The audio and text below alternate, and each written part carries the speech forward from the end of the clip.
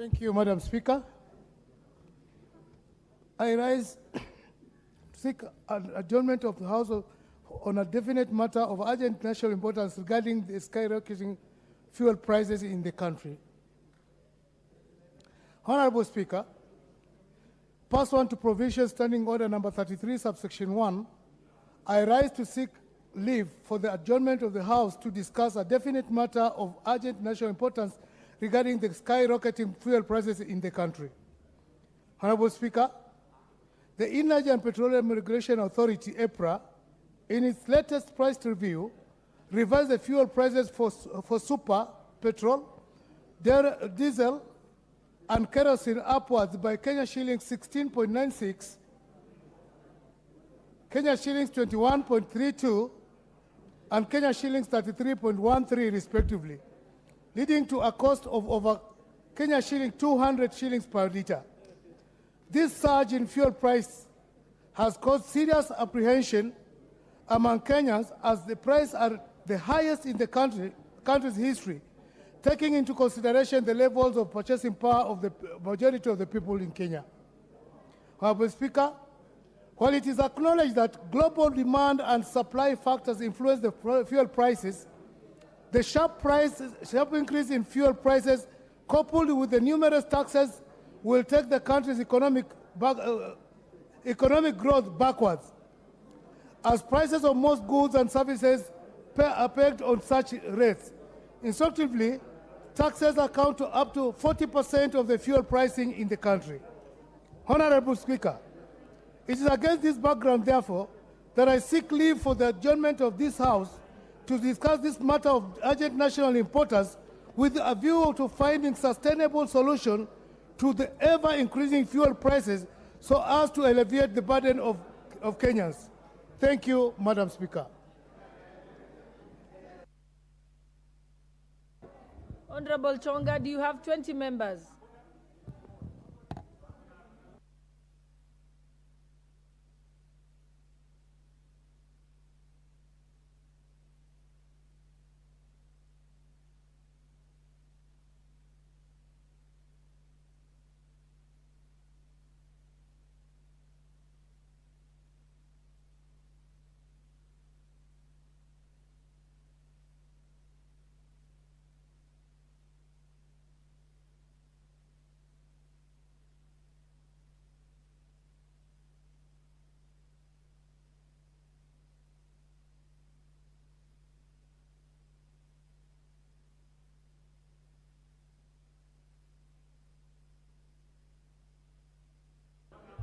Okay, I'm reliably informed that you have 21 members.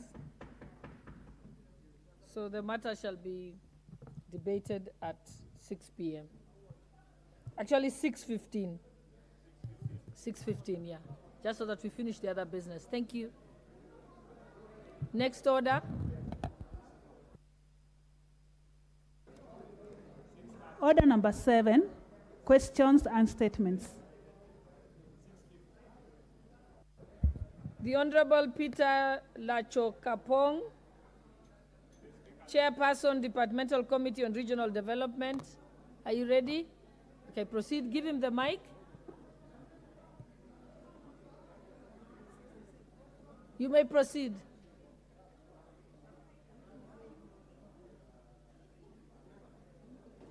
Please sit down, Honorable Kamket, so that we can get a mic for the Honorable Member.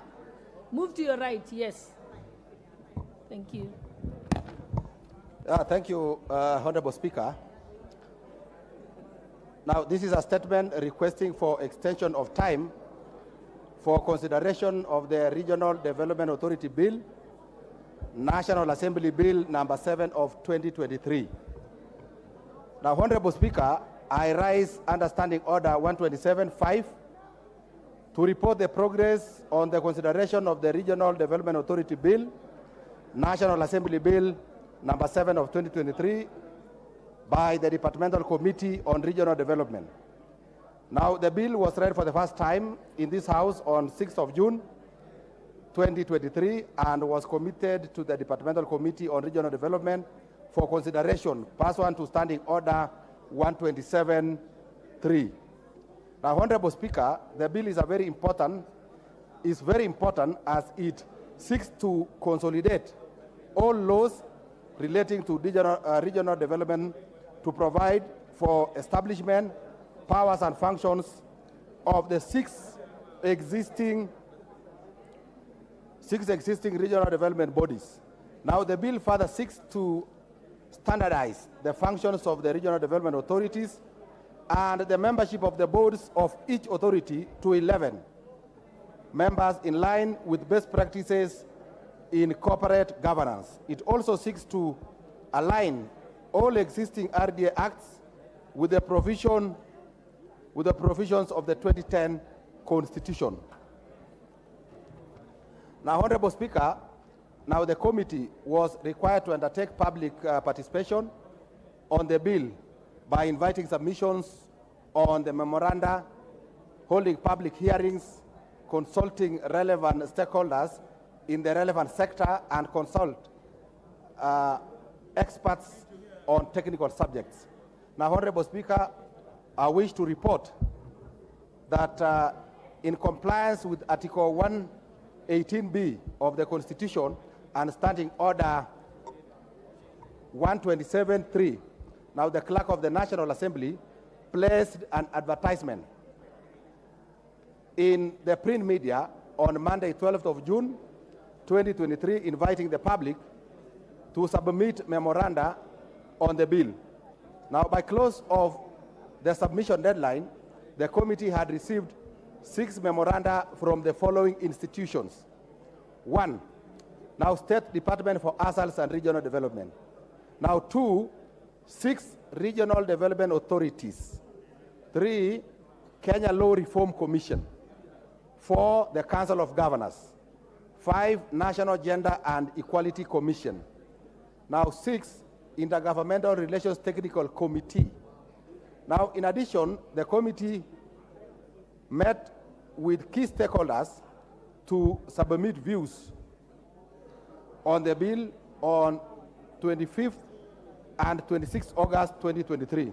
Now, Honorable Speaker, while the committee was undertaking public participation on the bill, the Intergovernmental Relations Technical Committee submitted that there was a multi-agency technical team on regional development authorities comprising the 6 regional development authorities: county government, Council of Governors, Executive Office of the President, Kenya Law Reform Commission, that recommended, among other things, to align all the RDA acts with the provisions of the 2010 Constitution, which the bill is preparing to address. Now, taking into consideration the submission by IGRTC, the committee resolved to further engage the Intergovernmental Relations Technical Committee on the content of the report by multi-agency technical team, and also undertake further public hearings on the bill in the counties of Kilifi, Tana River, Kisumu, Elgeyo Marakwet, and Isholo to collect the views of the public. In view of the foregoing, Honorable Speaker, now the committee requests an extension of 60 days to further engage IGRTC, all the stakeholders involved in the multi-agency technical team, and conduct public hearing on the bill. I wish to restate our commitment to process this bill. I thank you, Honorable Speaker. Thank you very much. Honorable Loko Chapong, I think the reasons you have given are valid, and also the list of important stakeholders that you have not been able to consult with. I think I'm inclined to approve your request for the further 50 days to undertake public participation, and we hope that you will use the opportunity to consult widely. And honorable members, I make that decision pursuant to Standing Order 127 4A, which provides that the Speaker may extend the period for public participation under paragraph 4, where various provisions of the bill proposing to amend more than one statute is in its provisions are referred to separate departmental committees. For that reason, I approve. Thank you. Yes, what's your point order, Madam Donya? Thank you, Madam Speaker. Apologies, Honorable Donya. Yeah, thank you, Madam Speaker. I want to seek your indulgence. On 3rd of May, CS for Education was in this house. We asked him a question about the issuance of sanitary pads to our school-going girls. So, Honorable Donya, you'd like to make a statement? Yes. Okay, proceed with your Thank you, statement. Madam Speaker. Indeed, I'm very grateful. The CS told us that he had directed the Ministry of Gender plus the stakeholders involved so that they finish this issue once and for all. Down the line, 5 months, our children have no sanitary pads. I come from Kisii County, Madam Speaker. I've not seen any issuance of sanitary pads to our school-going young girls. I cannot be ashamed, Madam Speaker, to say he didn't give us a correct answer, because I even asked him about our young girls and boys fetching water from the rivers. He told us, oh, at this time we have no pupils still fetching water from the river, but as per yesterday, I received photos of MSA Primary School, boys and girls fetching water from the river. So I want to get an answer as to why the women reps and other female leaders in this house have not received any positive answer towards the sanitary pads issue, even after Madam Speaker had spoken to the CS. I had even told him in our vernacular, Mogaka, I spoke in vernacular. I thought he was going to hear, because in English he has not given us any answer. So, Madam Speaker, please, we need to be assisted. Thank you very much. So, Honorable Donya, I think you can do a written statement of what you've said today and just send it to, is it to the Department for Education, Social Protection, or is it Gender? Which committee?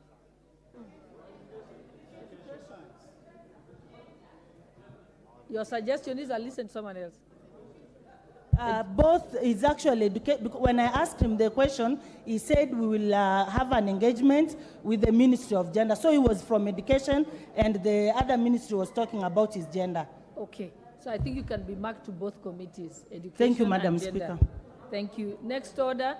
What's your point of order, Honorable Jared Okello?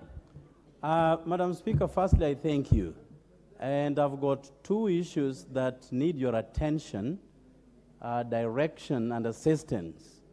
And the first one relates to international travels by members of this House, together with our Secretariat, Madam Speaker. Madam Speaker, in the wisdom of our clerk, my good friend Samuel Njoroge, he did take the amounts allocated to international travels and apportioned them along committee lines, Honorable Speaker. At the end of the day, we realized how paltry this money is, thereby making it very difficult for committee members to travel.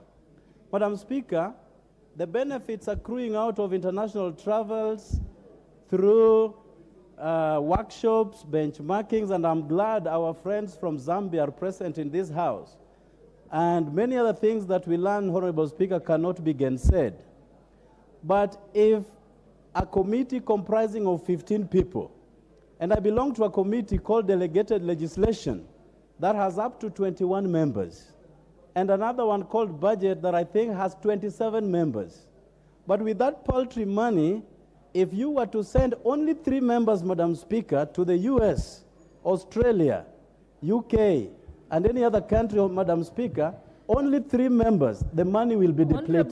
Honorable Okello, I think that's a matter that has been a directive and advice from government. I think that advice shall reach the clerk of the National Assembly, and he'll be able to deal with it administratively and communicate to members in their various committees. I think to make us try and debate it here at the House, when we do not have that particular circular from government, officially and not based on newspaper reports, I think is an exercise in futility. Let thank us you. proceed. I thank you, Madam Speaker. That Thank is you. not the direction I was taking, but I also said... No, I know you, Jared. You've already, like I've said, you're alluding to something that is not properly before the House and is an administrative issue that has been sent to accounting officers. So let the accounting officers communicate the details of it to their respective institutions. No, we only have one point of order. You will sit down and then you'll ask for another different point of order. Let us proceed. What was your point of order, Honorable Gasheri? Honorable Speaker, I thought Honorable Donya raised a general statement, so I was seeking your indulgence on whether members can have a few minutes to kindly ventilate on the issue of sanitary towels. It is a pressing concern for our girls. Thank you. Okay, I think I can give you a chance to ventilate on it. Just Thank you. Then we'll proceed. Thank you, Honorable Speaker.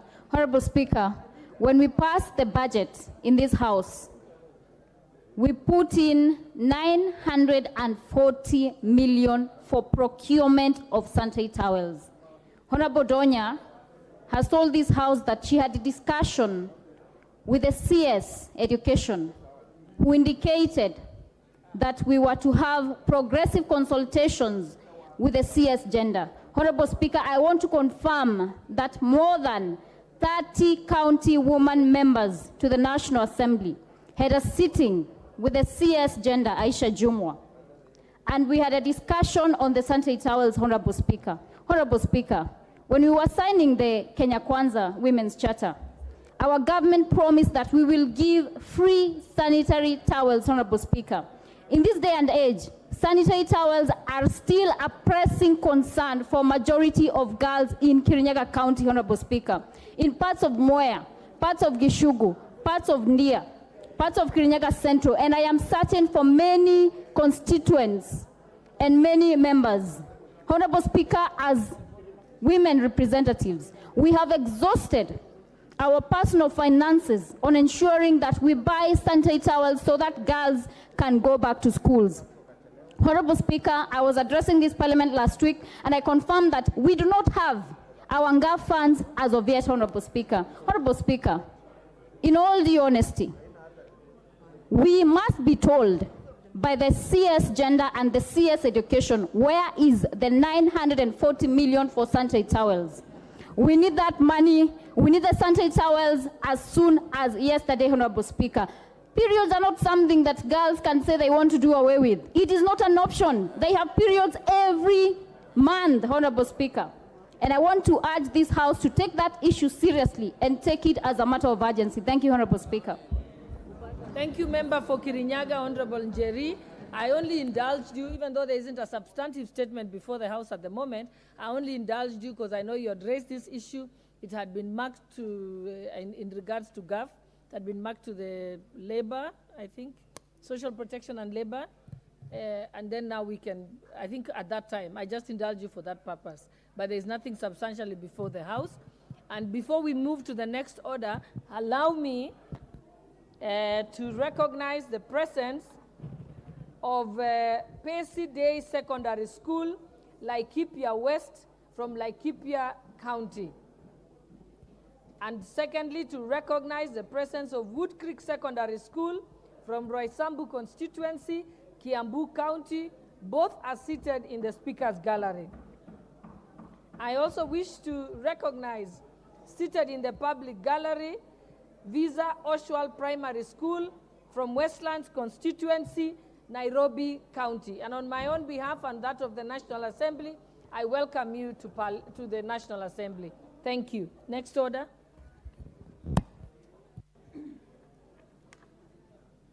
Order number 8, motion.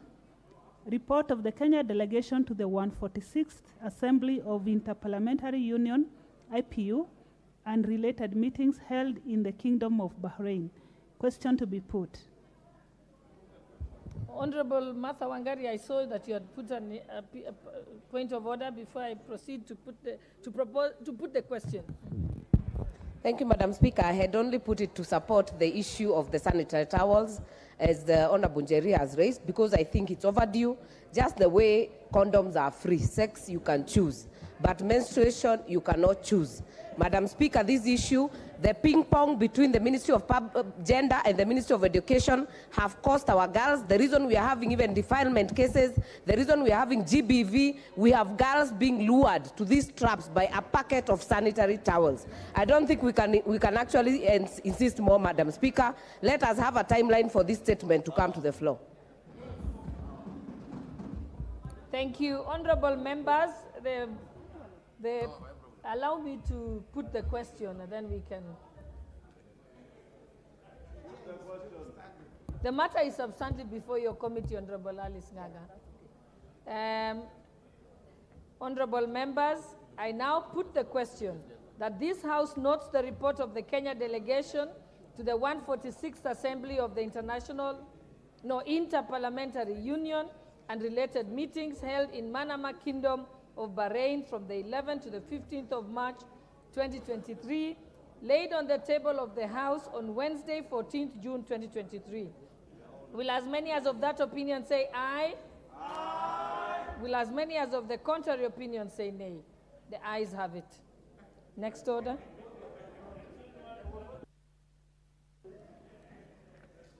Order number 9, the Facilities Improvement Financing Bill, Senate Bill number 43 of 2023, first reading.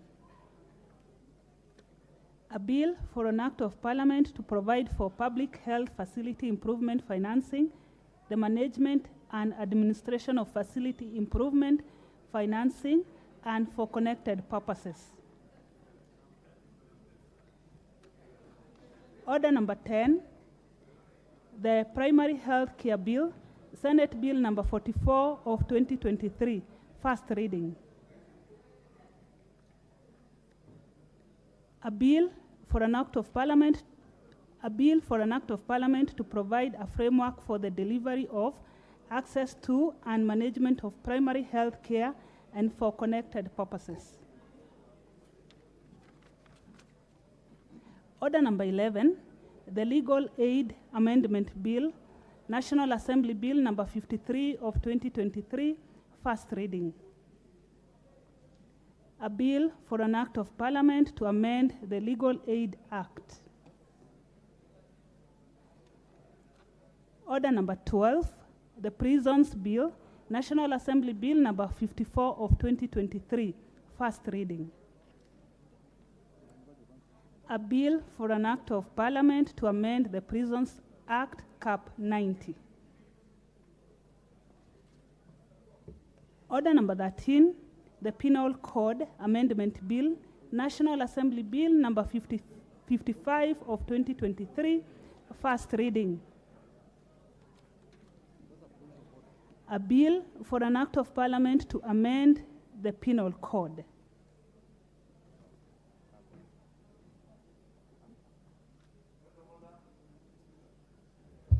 Leader for majority, what's your point of order? Thank you, Honorable Speaker.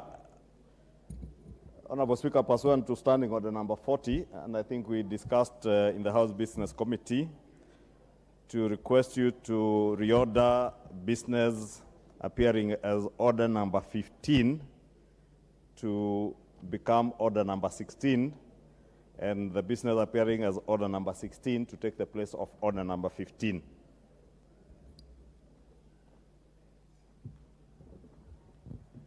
Honorable members, following the request by the member for Kikuyu, who's also the majority leader, Honorable Kimani Ichung'wah, and pursuant to the provisions of Standing Order number 42, I reorganize the business as follows. That after order number 13, the House will proceed to consider business appearing under order number 16.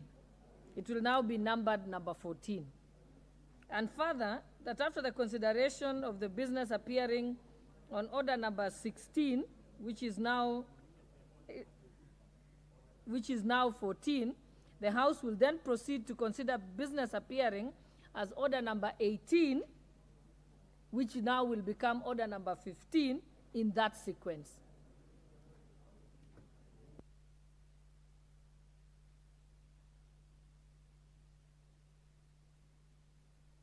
Your point of order, Majority Leader? Yes, Honorable Speaker, I think we got a little mixed up. The request we needed to dispose of with order number 14, then rearrange 15 and 16. 16 now to take the place of 15. Okay, so you want to start, you want to go after, so my direction should have been that we reorganize after order number 14. Yes. Yeah, we will proceed to consider business appearing under order number 16, which will now be referred to as order number 15. Yes. And then further, that after the consideration of the business appearing under order number 16, which will now be 15, the House will proceed to consider the business appearing as under order number 18, which will now become 16. Perfect. Is that correct? Yes. Thank you.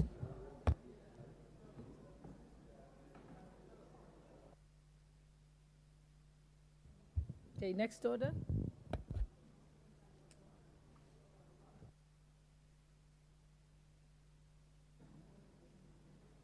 Order number 14, motion, consideration of the protocols relating to amendments of Article 50A and 56 of the Convention on International Civil Aviation, 1944, Chicago Convention. Resumption of debate. Honorable members, I think there was a balance of time of 2 hours, 27 minutes. I don't know if there was any member who was on their feet. Was there none? The mover.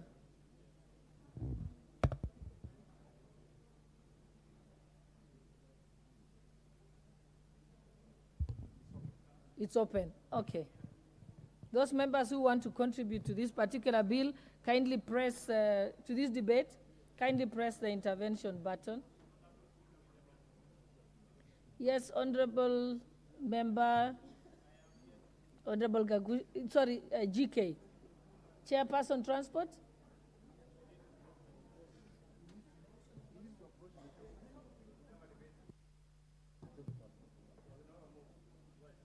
It was never moved. I thought it was. It was moved. I think you were absent. Because my notes show that there was that the debate was interrupted on Thursday, September 28th, and there was a balance of 2 hours, 27 minutes.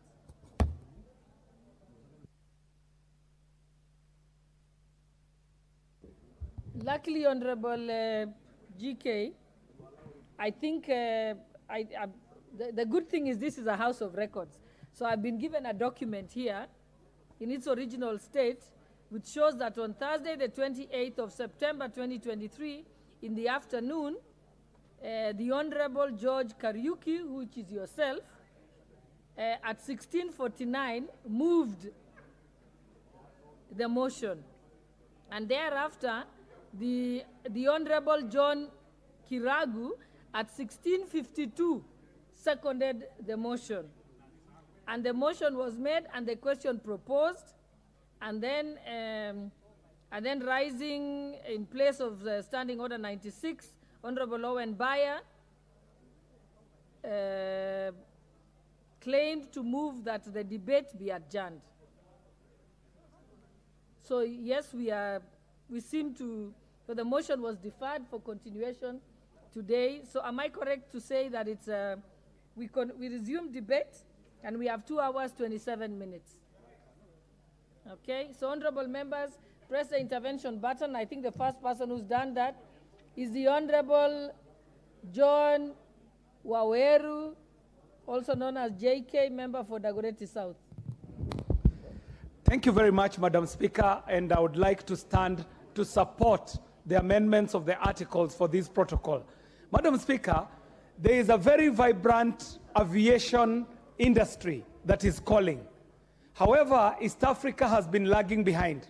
And Madam Speaker, my biggest concern, beyond the protocols that we are amending today, is the fact that even as we are moving as East Africa, we've got to reconsider how we are attending to matters of aviation in this country, Madam Speaker. As we speak, we are very keen to look at what is happening in the region. However, when we get home, That is where it looks like that is where we draw the line. Madam Speaker, we have a national carrier that is on its knees. Each and every member here will tell you that Kenya Airways is in the doldrums, Madam Speaker. Madam Speaker, even as we look and support the amendments of these protocols, we've got to know that if we are looking towards a vibrant aviation industry, we will need to also go back home and check the aviation in the home countries, Madam Speaker. Madam Speaker, the matter of Kenya Airways is a critical matter that we might not ignore even as we are discussing this motion, Madam Speaker. There are issues that need to be taken up on the national carrier. Issue number one, Madam Speaker, is why this national carrier is perennially registering losses, Madam Speaker. And this can only point to one issue: management and governance. Madam Speaker, this House shall not continue hiding its head in the sand anymore. The national carrier is facing a governance crisis. If it takes us studying from other well-to-do airlines, Madam Speaker, we will find out that any airline that is doing well anywhere in the globe has two very critical components on its board. The boards of airlines that are doing well, for starters, have pilots sitting in those boards. Secondly, they have engineers sitting in those boards, people who understand aviation. That is not the case for Kenya Airways, Madam Speaker. In Kenya Airways, Madam Speaker, we have a way of bringing in bankers, HR people, finance people, and ultimately locking out the professionals who are the pilots and the engineers. Madam Speaker, that we must remedy. Secondly, Madam Speaker, the issue of the people working for this airline, Madam Speaker. Even as we are amending the international protocols, back here at home, Kenya Airways, which was once one of the better employers, today is an embarrassment, Madam Speaker. That is why the airline is bleeding talent left, right, and center. Our pilots are taking off, our engineers are taking off, our air hosts and hostesses are running away, Madam Speaker, and all this is pointing to the misgovernance at the highest levels, Madam Speaker. Thirdly, Madam Speaker, we have an airline that has parked a Dreamliner, Madam Speaker. The statistics are telling us that when the Dreamliner is operational, it brings in close to $1 million US dollars per flight, Madam Speaker. This is monies that will do well in contributing to the forex earnings of this country. We have 247s, Madam Speaker, that are parked in the hangars, Madam Speaker, also pointing to mismanagement. So, Madam Speaker, the point I'm trying to make is that even as we today amend these articles on the protocols, we will still need to come back home and attend to matters of aviation back at home, starting with Kenya Airways, Madam Speaker. So, Madam Speaker, I do stand to support this, and I wanted to put in my voice that even as we do this, let us look at what is happening with the national carrier. Thank you very much, Madam Speaker. The Honorable Member for Limuru, Honorable John Kiragu, I think you're a member of the committee.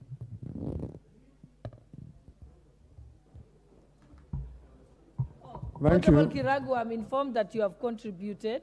So let me go to the Honorable Member for Kitutu Masaba, Honorable Clive Gisairo.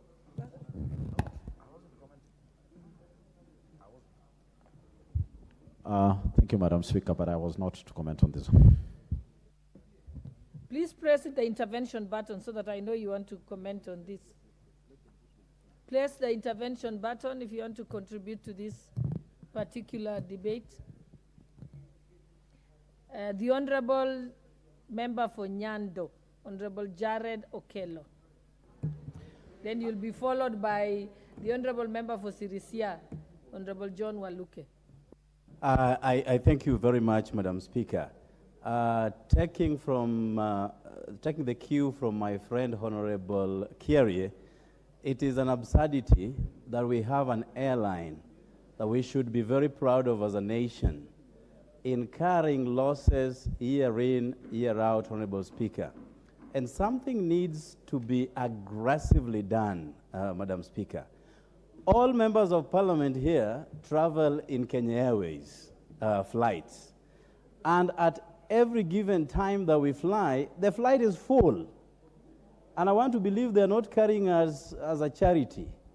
It is not out of convenience that members are carried in those flights. They pay for them. And not just members of parliament, everybody else who gets into that flight has paid. And you wonder, where does all this money go? So there is a problem somewhere. Whether it is managerial, we need to get to the bottom of it. Whether it is the interference by certain powers that be, we need to get to the bottom of it. Whether those who have leased those planes to Kenya Airways are demanding more than what they should get as their dues, we all need to know this, Madam Speaker. Otherwise, we have competitive airlines within the region that are going to take away the business away from us. It will be a tragedy for members of parliament and the general populace to be using other airlines to the detriment of our own, Madam Speaker. I think Kenya Airways needs a complete overhaul so that we can inject a new impetus into the business within Kenya Airways, Madam Speaker. And I'm very concerned, and I hope that the minister in charge of transport, Honorable Kipchumba Murkomen, will bite the bullet and call sin by its rightful name and make amends where necessary, so that as a country, our airline can start to be a going concern. And I thank you, Madam Speaker, for the opportunity, and I support. Member for Sirisia, Honorable Waluke. Thank you very much, Madam Speaker, for giving me a chance also to contribute on this. Madam Speaker, we are all proud of Kenya Airways as the pride of Africa. Madam Speaker, since I came to this parliament, this parliament has given many billions to Kenya Airways, just trying to revive Kenya Airways.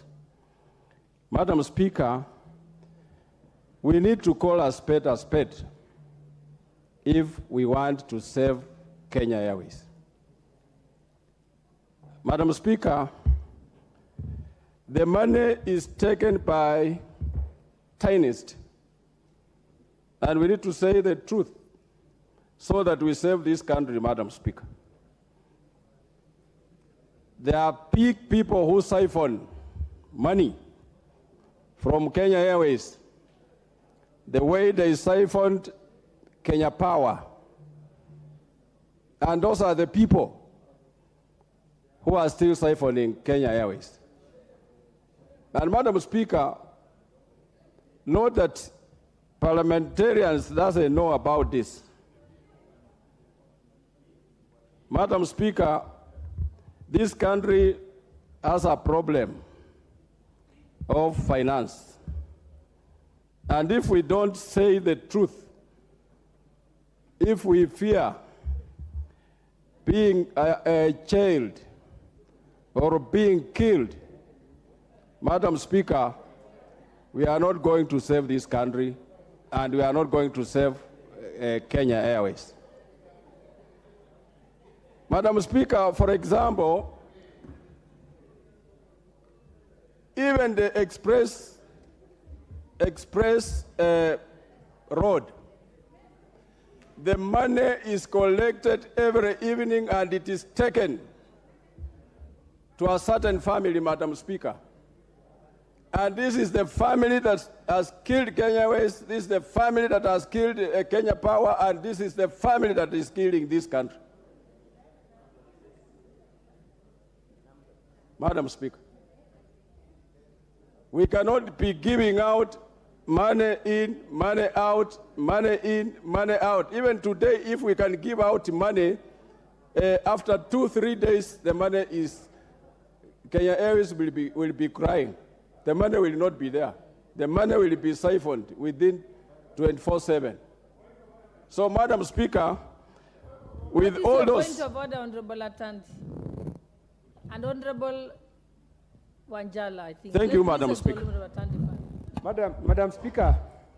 Madam Speaker, the motion on the floor is not what the members are discussing. They are discussing Kenya Airways, but the motion on the floor has nothing to do with Kenya Airways. Madam Speaker, can you direct members to debate appropriately? Madam Speaker, thank you. Okay, unless I heard wrong, I think they had established relevance, because I think the only aviation industry that they know of that they can make reference as Kenyans is Kenya Airways. So as long as they can link it, which I think I saw Honorable KJ do, then I think we can allow him to proceed. What's your point of order, Honorable Wanjala, before I go back to Honorable Member for Sirisia?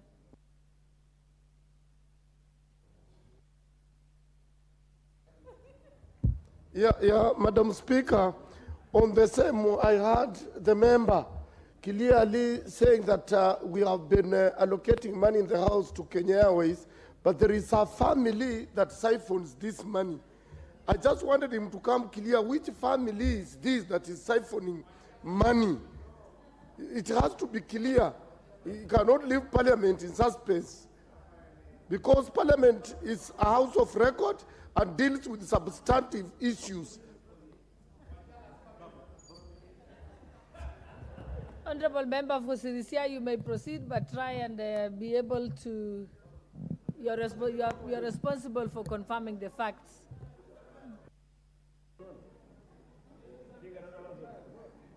Oh, the member has left. Okay, it looks like the member has left. Let us proceed. Next, I have the Honorable Member for Endebess, the Honorable Robert Pugose. Thank you, Madam Speaker, for allowing me to contribute to this consideration of the protocol relating to amendments of Article 50A and 56 of the Convention on International Civil Aviation 1944 Chicago Convention. In Article number 50A, it increasing the membership from 36 to 40, while Article number 56 is also increasing the membership. Madam Speaker, when you look at the Chicago Convention, basically it has several rights. It talks of issues about the flying over airspace of different countries, the freedom for those flights to fly over there, the freedom that is to land without even disembarking of the passengers in another country, to fly back from a foreign country back to your country, on matters on even disease control from within one country to another. So these are issues, Madam Speaker, that are critical in the air aviation. When the Chicago Convention was adopted, initially had 4 articles, but subsequently it has been increased to 9. So, Madam Speaker, coming to the local, I think when members are contributing about our own pride of Africa, which is the Kenya Airways, it is that feeling that you want our flights, our Kenya Airways, to be a real pride of Africa, whereby it is in both in terms of the profit which they make, so that it's a profit-making organization, considering that most of these flights, when they are flying from our country to another country and the various destinations following this Chicago Protocol, they should be able to look at destinations where it is not a loss-making, but it's a profit-making organization. Then you wonder, when you fly all over, many of these members, when they fly all over the world, you are flying through Kenya Airways. Then you wonder, you are going to this country where the other flights are going. You hear Ethiopian Airlines is making profit. Then how come the Kenyan Airways is not making profit? This convention also talks about which are the state-owned aircrafts and which are the civil aviations. So I remember in the last parliament there was some amendments towards nationalizing the Kenya Airways. And I think it is a high time we consider, because when you compare with our neighbors, the Ethiopian Airways, it is profit-making. It's a national carrier. Kenya Airways is also a national carrier. What is it that is wrong within our carrier that is not able to make profits, that is not able to compete effectively in the various destinations with other flights? So those are issues, Madam Speaker, that I think that the Transport Committee should be able to look critically into it, come up with amendments, come up with laws that we can be able to make the Kenya Airways the pride of Africa as it should be. With those few remarks, Madam Speaker, I support. The Honourable Member for Mandera West, Honourable Adan Haji, then you'll be followed by the Honourable Member for Nairobi County, Honourable Esther Passaris.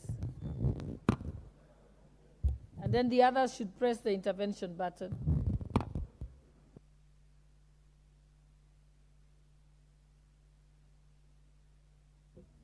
Give the Honourable Member the mic. Madam Speaker, I was waiting for the next one, not this one. Yeah. Okay, let me repeat the instruction. Anyone who wants to contribute to this particular motion on consideration of the protocols relating to the amendments of Articles 50A and 56 of the Convention of the International Civil Aviation, 1944 Chicago Convention, please press the intervention button. Honorable Esther Passaris, were you also for another one or this one? Thank you, Madam Speaker, for allowing me to contribute to the consideration of the protocols relating to the amendments of the Articles 50A and 56 of the Convention of International Civil Aviation 1944, known as the Chicago Convention. Madam Speaker, civil aviation is a global concern, and the safety in managing our civil aviation is also of global concern. We cannot be in isolation. I am really happy that they are considering membership of the Council from 36 to 40, and I hope that the continent of Africa will have adequate seats to be able to also voice their opinion on a number of issues relating to the continent. We're very proud as the continent. I mean, we had Kenya Airways as the pride of Africa, and now we've got Ethiopian Airways and Rwanda Air, and Ethiopian Airways has really set a standard that is really high, to the point that, you know, it's becoming a destination for connectivity, just like Dubai and Hong Kong. So we need to look at how, as a country, we can benefit from this protocol and how we can improve our own participation in civil aviation. Civil aviation, when you get into an aeroplane, it's a global representation of citizens from all over the world. So safety is mandatory, but also the issue of price.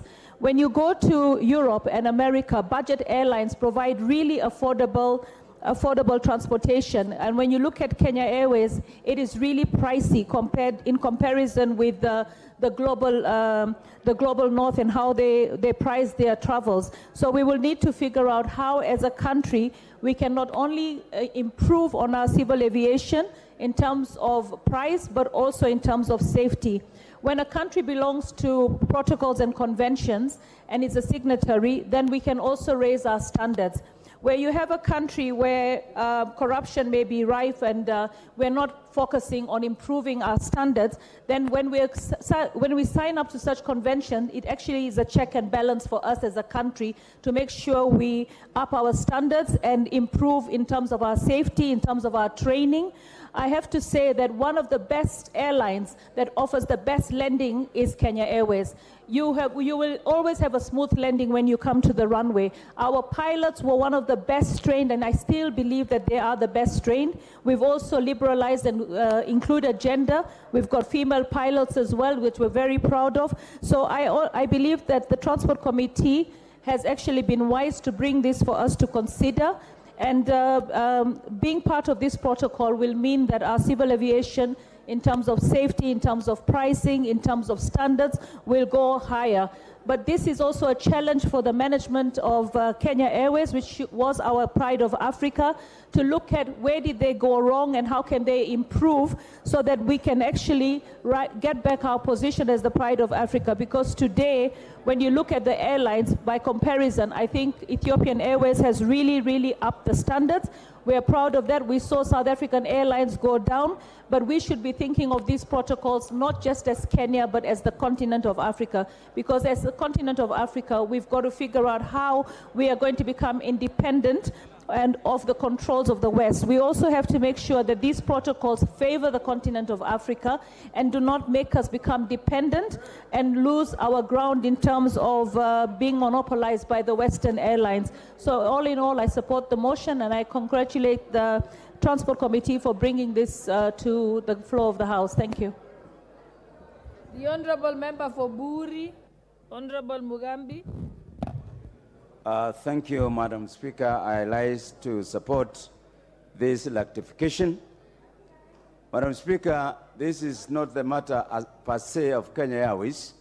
It's a matter of Civil Aviation Authority working in conjunction with 198 member countries that is bringing this amendment so that in terms of air transport and management, security, financial responsibilities, crisis management on the matters of air transport, and shared responsibilities. Madam Speaker, Kenya Civil Aviation plays a great part in the management of airspace in this country. There are so many issues that we have to take into account when it comes to the management of the civil activities in our airspace. Therefore, Kenya is being called upon to rectify the membership from 36 to 40, that's Article 50A, and Article 56, which calls for the Air Navigation Commission membership from 19 to 21. Therefore, Madam Speaker, this is a very important rectification that Kenya becomes a global player in the civil aviation management, that Kenya will benefit from other countries when it comes to the airspace management, because we have shared responsibility like the satellite, which the aircraft use on flight. Madam Speaker, Kenya Airways benefit from these conventions because it's our carrier, our transport carrier for air transport. Madam Speaker, the reason why members are agitated is because Kenya Airways has totally failed as a state, despite for us being members of the Chicago Convention. Kenya Airways has earned all the privileges that they can fly into any member countries, the 198. But because of its limitations caused by poor management, Madam Speaker, it hasn't been able to benefit much from this convention. Therefore, I state and support that this amendment be rectified by this House and argue Kenya Airways, wherever they are hearing the concern of members, that the declining performance of Kenya Airways is causing a lot of concern to this country, and sometimes it doesn't make sense to be part of these conventions if we are not benefiting it as a country. Madam Speaker, I support. I think I had the Honorable Member for Chabalungu, but it turns out he has pulled out his card. So now I'll go to the Honorable Member for Kitui West, Honorable Edith Nyenze.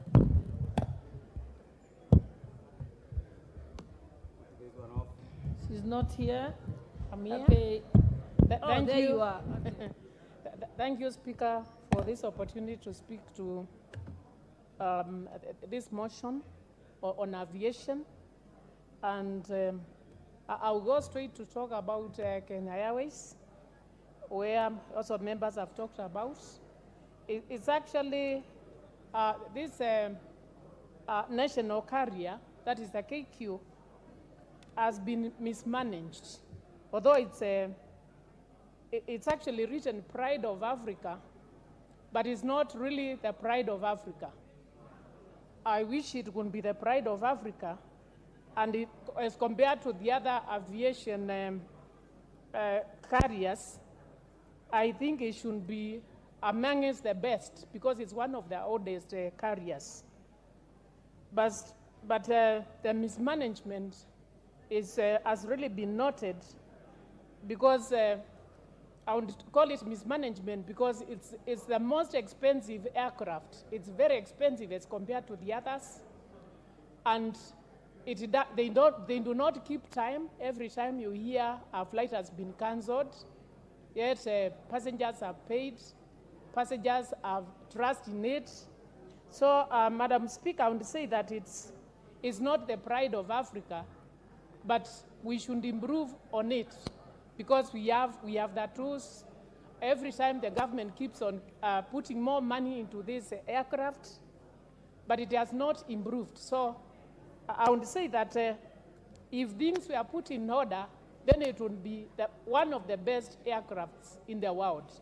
So my take is that the management of the aircraft should be looked into so that it remains the pride of Africa. Thank you. Thank you. There being no other interventions or interest in this matter, I now call upon the mover to reply.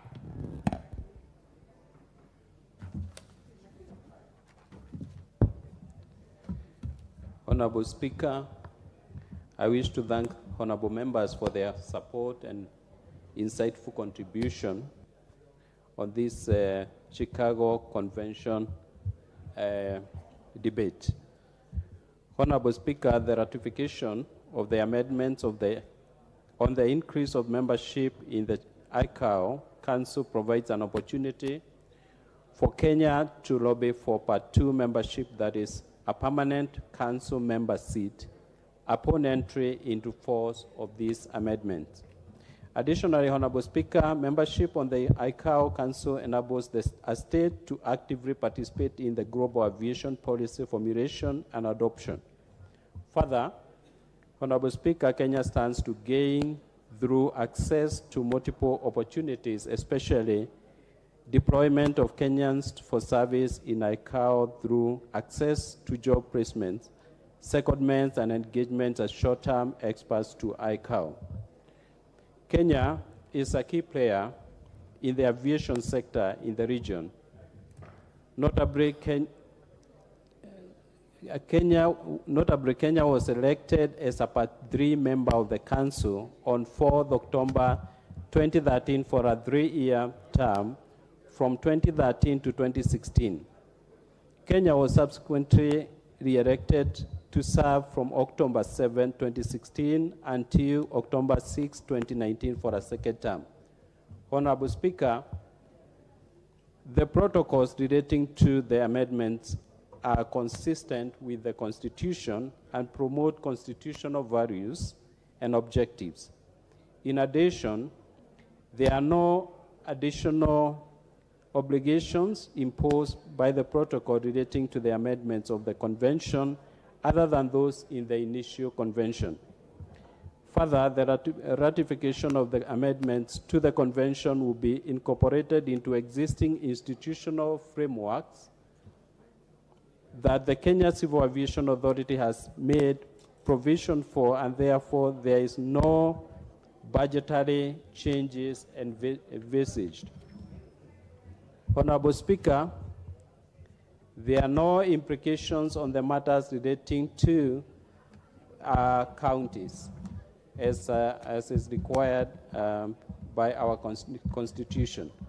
Honorable Speaker, just to inform the House, the Chicago Convention was signed on 7th December 1944 by 52 states, and Kenya became a signatory to the convention on 1st May 1964.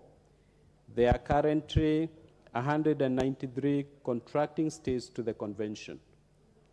The convention objective is to regulate international air transport and establish the International Civil Aviation Organization, what we call ICAO, a specialized agency of the United Nations charged with the administration of the principle laid out in the convention. And Honorable Speaker, the 96th article of the Chicago Convention established the privileges and restrictions of all contracting states. And the convention accepts the principle that every state has complete and exclusive sovereignty over the airspace above its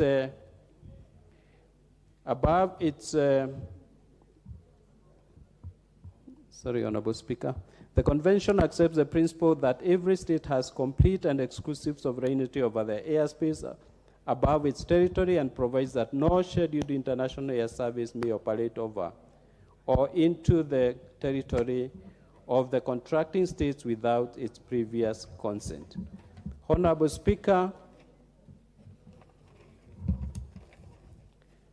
the agreement is very critical, as once it is ratified, it will bring several benefits to Kenya, which includes the enhanced cooperation and collaboration in the investigation of aircraft accidents and incidents. This will also include the sharing of resources among partner states, utilizing common guidance materials, accidents investigation manuals, and handbooks. The sharing of safety information will contribute to a more comprehensive understanding of aircraft accidents, causes, and preventive strategies. Honorable Speaker, having said that, I beg to reply. Thank you, honorable members. Honorable Speaker, thank you.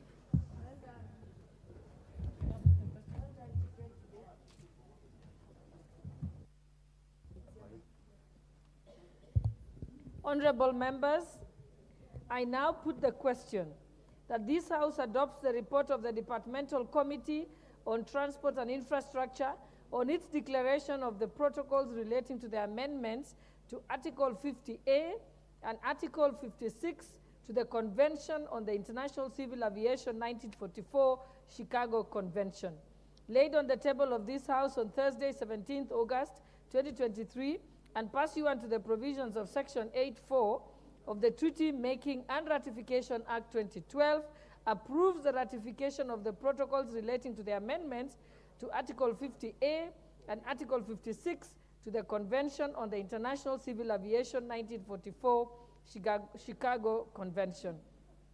Will as many as of that opinion say aye? Aye. Will as many as of the contrary opinion say nay? The ayes have it. That you're out of order. I heard you clearly.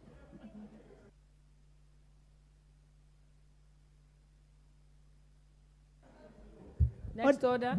Order number 15, the Statute Law Miscellaneous Amendments Bill, National Assembly Bill number 60 of 2022. Second reading.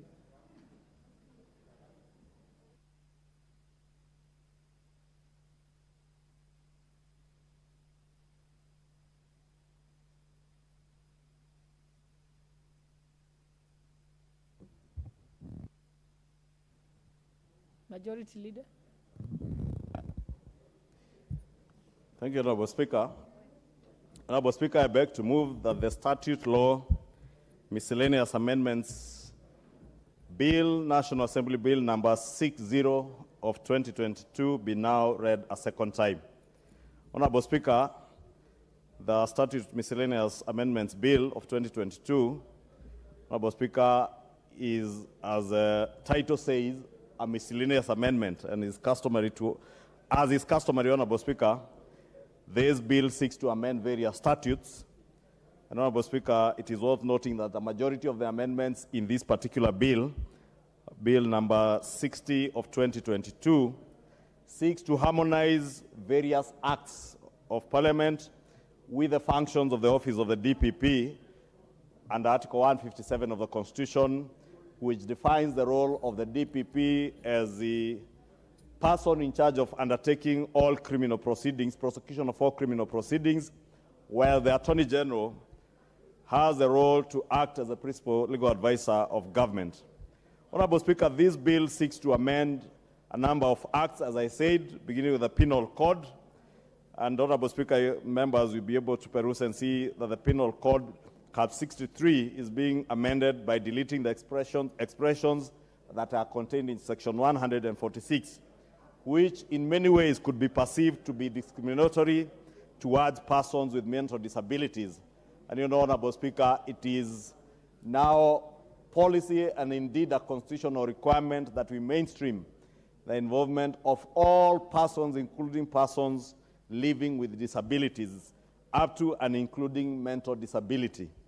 Honorable Speaker, that is why we must not have anything within our penal code that seems to be discriminatory against people living with mental disability.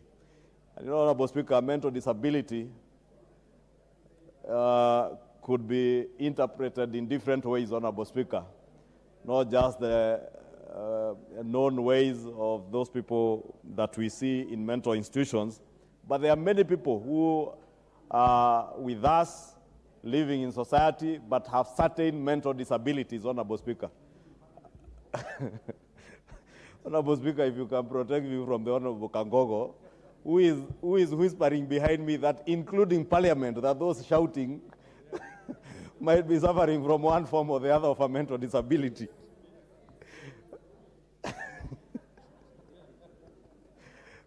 And because, Honorable Speaker, I don't want to take that route of Honorable Kangogo, who is whispering that the Honorable Masara, who just shouted when you called the vote on the previous statute, could be in that category. I don't want to get there.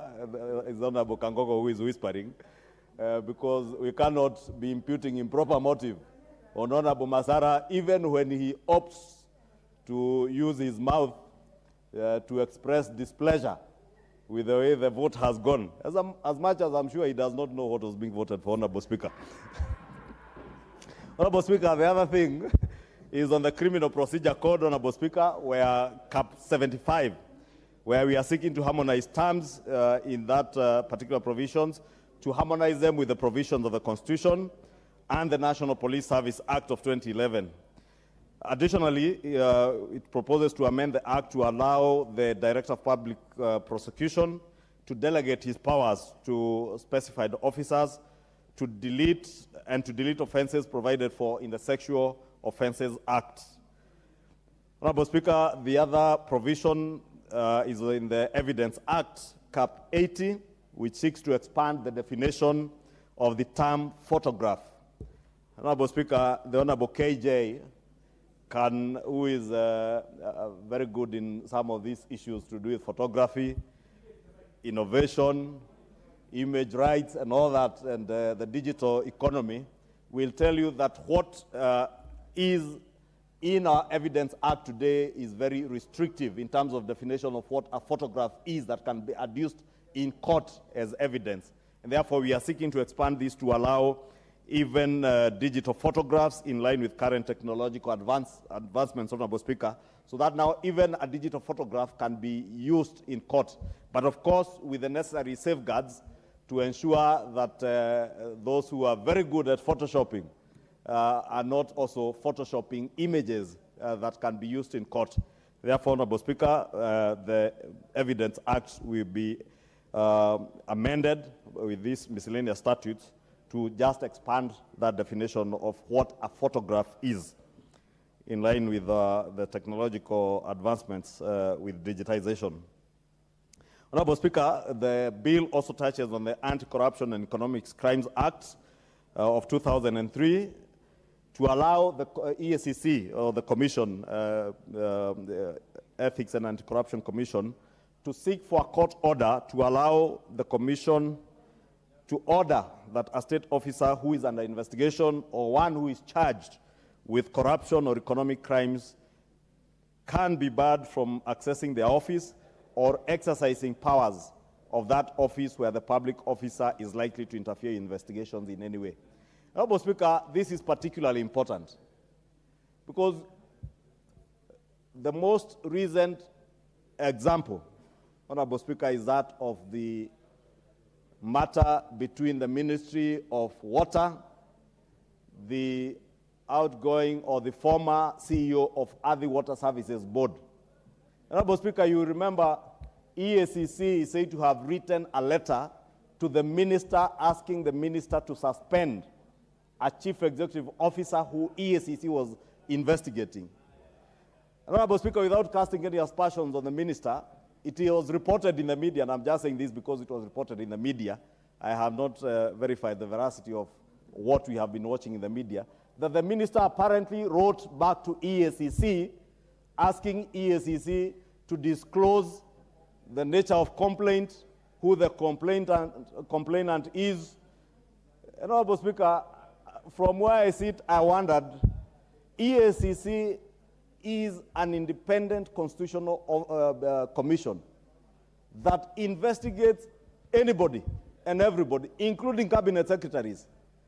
And therefore, Honorable Speaker, there is no cabinet secretary who can pretend to have powers to direct EACC or even to ask EACC to adduce information or to provide information as to what they're investigating and who the complainant is.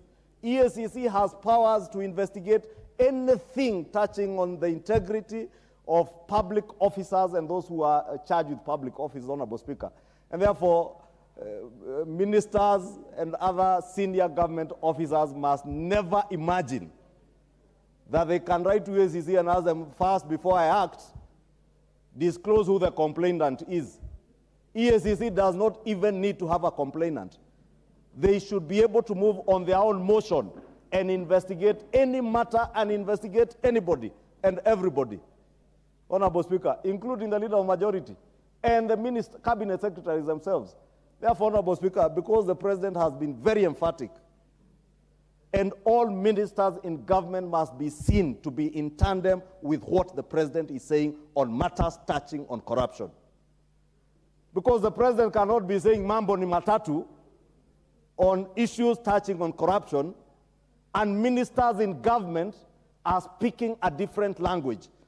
Worst of all, speaking a different language to the constitutional offices, commissions charged with the responsibility of dealing with matters corruption, Honorable Speaker. And Honorable Speaker, I know many a times we are tempted to speak for ministers, especially if they come from our background, Honorable Speaker. And I have said, not more than once, from where I stand in this House, on matters advancing government policy in the House, as leader of majority, I will do all that I can to advance government policy on behalf of even cabinet secretaries. But on matters touching on accountability in government, matters touching on transparency in how you conduct yourself while in office, as a minister, as a state officer, Honorable Speaker, there shall be no compromise. And I shall never stand here to defend any cabinet secretary, any, whether you are from my community, whether you are my brother or my sister. Before the last election, when we gave you work to work as a cabinet secretary, you must work for the people of Kenya. Don't work for the people from your backyard. Don't work to protect officers because they come from your backyard. Work for services to be delivered to the people of Kenya who have put you in that office. Therefore, Honorable Speaker, I needed to say that, Honorable Speaker, because these amendments are speaking to that EACC will now amend the law to allow EACC that if they're investigating any public officer, including a cabinet secretary, leave alone those who are subordinate to cabinet secretaries, EACC should be able to go to court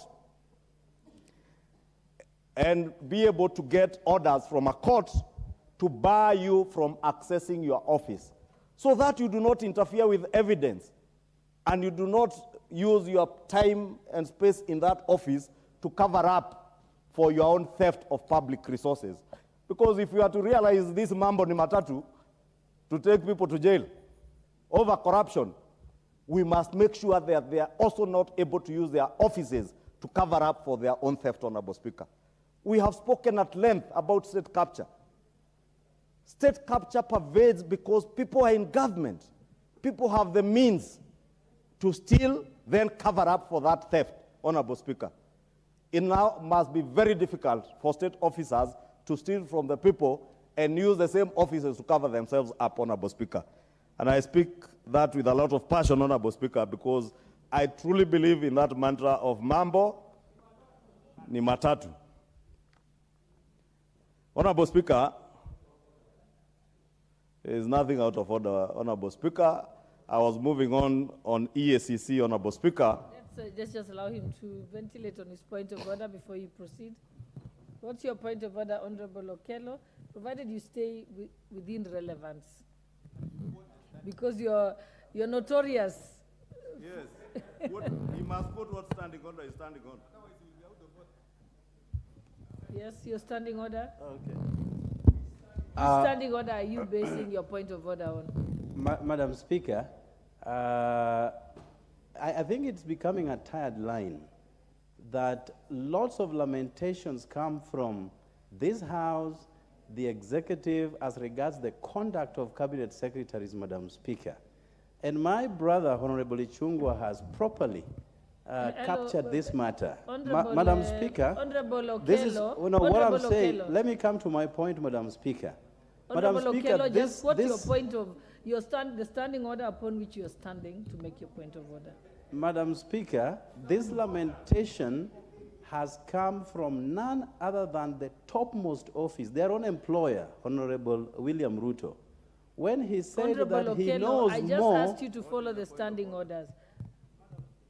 Just state the point of the standing order upon which you're raising your point of order. Okay. Don't start straight to debate or to respond directly to Honorable Ishungwa. You're not responding to Honorable Ishungwa, you speak through the speaker. Yes. So just rise legitimately. Yes. Quote the standing order. Check standing order number 40. Madam Speaker. Which Point of order, Honorable Speaker. It has. Honorable Speaker, point of order. Madam point of Speaker, order, the Honorable Speaker. lamentations have come from none other than President William Samoei Ruto. But again, he went ahead. He also. Honorable Okello, I will read standing order number 40, which talks about sequence of proceedings. Standing order number 40 says, each day after the prayers have been said and the House has been called to order, the business of the House shall be proceeded with the following sequence. A, administration of oath. B, communication from the chair. C, messages. D, petitions. E, papers. F, notices of motion. G, questions and statements. H, motions and bills. Okay, I think we'll just proceed. Honorable Majority Leader, you can proceed. Thank you, Honorable Speaker. You know, the Honorable Jared Okello is fond of such interruptions, and I must commend you, Madam Speaker, because this is the way you should conduct business in the House, that when a member seeks to stand on a standing order, they must be able to say on what standing order.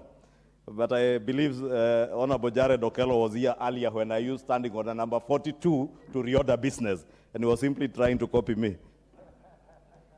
But I would encourage you to copy me on constituency matters.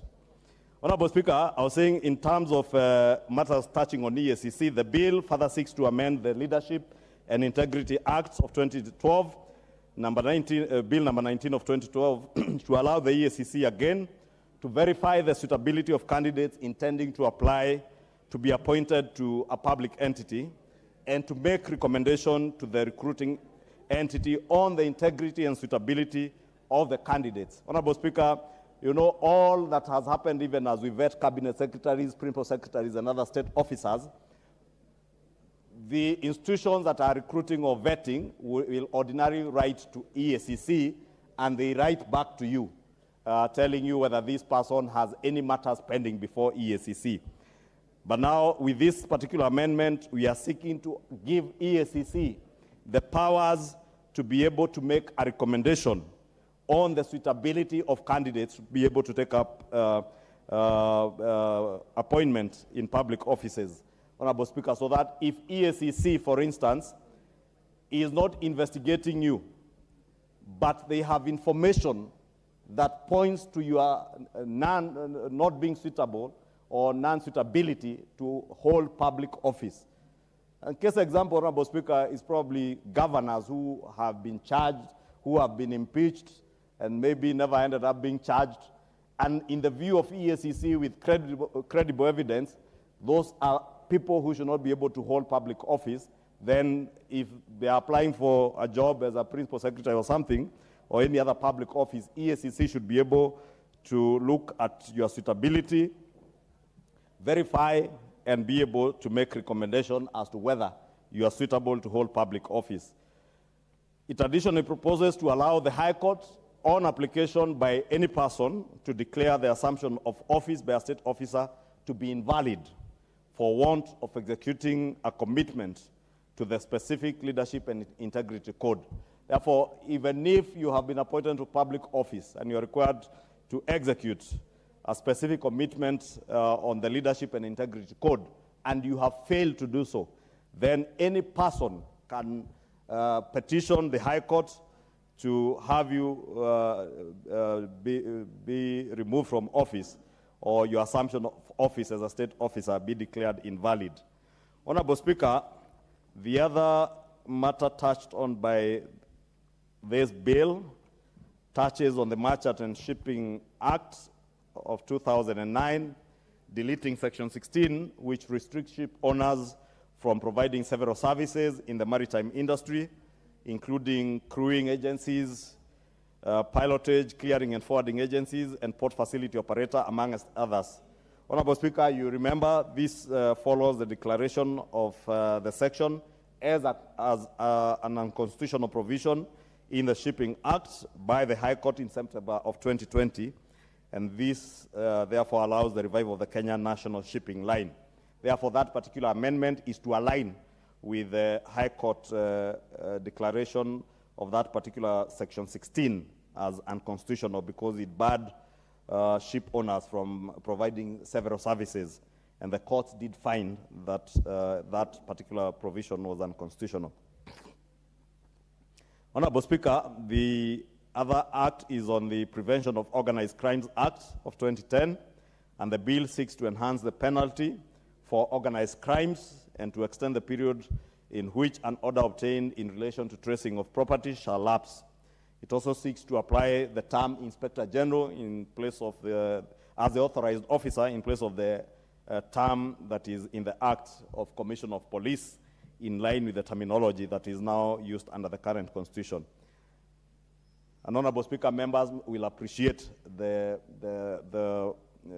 prevalence and danger exposed to our country on issues to do with organized crime. Not just organized crime in small scale, in our backyards, in our constituencies, where gangs are coming together and stealing from people, but also organized crimes of larger scale nature, touching on crimes, economic crimes. And therefore, the period that was provided for under the Act, Honorable Speaker, was not adequate, and we seek now to extend this period so that if the police have an order that they have obtained for tracing of property from organized crime, including those who are looting from public office, then they will have a longer time to be able to trace such property. Honorable Speaker, the other act being touched on is the Judicature Act, Cap 8 of our laws. And in this particular amendment, Honorable Speaker, we are seeking to increase the number of judges who are serving as Court of Appeal judges from the current 30 to 70 judges. Honorable Speaker, members are aware, because the judiciary has been very keen in taking services closer to the people, that as much as we have been able to devolve the High Court from Nairobi to many of our counties, and the judiciary has worked very hard to ensure that we have courts at least at every county headquarter, and some that are still under construction, and others where judges actually hold stations for the High Court. But the same has not been possible with the Court of Appeal because of the limited number of judges in the Court of Appeal, and this was limited by the number stipulated in the Judicature Act, Cap 8. Therefore, we want to increase that number to 70. Members, you remember, I think in the last elections, there's a matter that went to the Court of Appeal, and the Court of Appeal had to sit at night to be able to deal with that matter a few days, actually I think the day before, just before elections. And if the Court of Appeal had adequate judges, then they'll be able to deal with matters where appellate matters coming from the High Court and other courts in time. Therefore, that particular amendment will just be seeking to increase the number of judges in the Court of Appeal. On the Kenya Roads Board Act, Honorable Speaker, and the Chair, Honorable GK, Chair of Transport and Infrastructure, will bear me witness that the Kenya Roads Board has had a current membership of 13 members. It's actually among us the largest boards in the country, and they want to now align with the Mwongozo policy to be able to have 9 members instead of the current 13 members. Honorable Speaker, the last one is on the Bribery Act of 2016, and here we seek to include both private and public entities in the scope of the application of the Bribery Act. Because, Honorable Speaker, members will agree with me, and indeed Kenyans, that matters dealing with bribery or corruption are not just matters that touch on public offices and public officers. That indeed the key drivers of corruption, even in public entities, are private entities that are seeking opportunities of doing business with government. Honorable Speaker, the laws, as they were, target only public entities and had excluded private entities. And now we want to bring to the purview of the Bribery Act the private entities so that we indeed make the fight against corruption possible and easy for the Ethics and Anti-Corruption Commission and other investigative agencies to be able to deal lawfully with people who are engaging in bribery, whether you're in the private sector or in the public sector, Honorable Speaker. Honorable Speaker, with those very many remarks, the bill, as had been published, Honorable Speaker, had various other amendments, but you do recall last week in the communication made by the Speaker, we did drop a number of those provisions that we shall therefore not be considering in this bill, and those are just some of the matters in line with the Speaker's communication last week. With those many remarks, Honorable Speaker, I beg to move and request the Honorable Kangogo Bowen to second.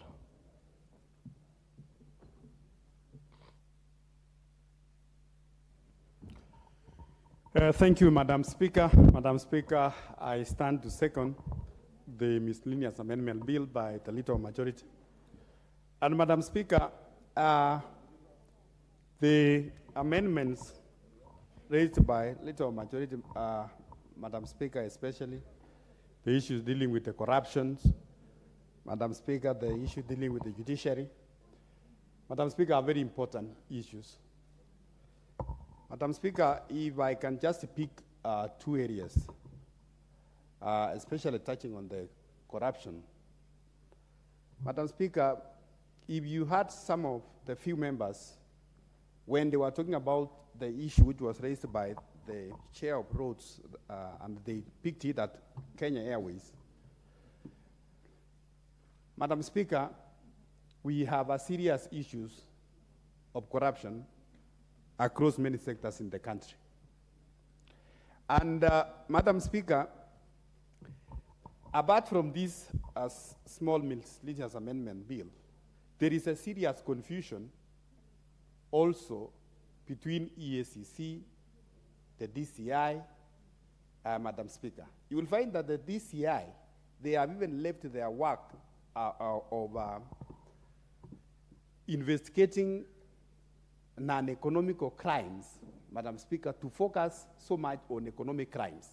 Because even themselves, they want to get or to put their hand in what they are investigating. So, Madam Speaker, giving these powers to EACC, Madam Speaker, it will help to make sure that the EACC, they have that powers, they are able to investigate all of us and any other Kenyan, so that you don't find officers who are being investigated and they are themselves in the office. It becomes so difficult for them because they interfere with the witnesses. Madam Speaker, on the issue of judiciary, Madam Speaker, some areas, like even where I come from, Elgeyo Marakwet County, we have only the smallest, the magistrate court. What's your point of order?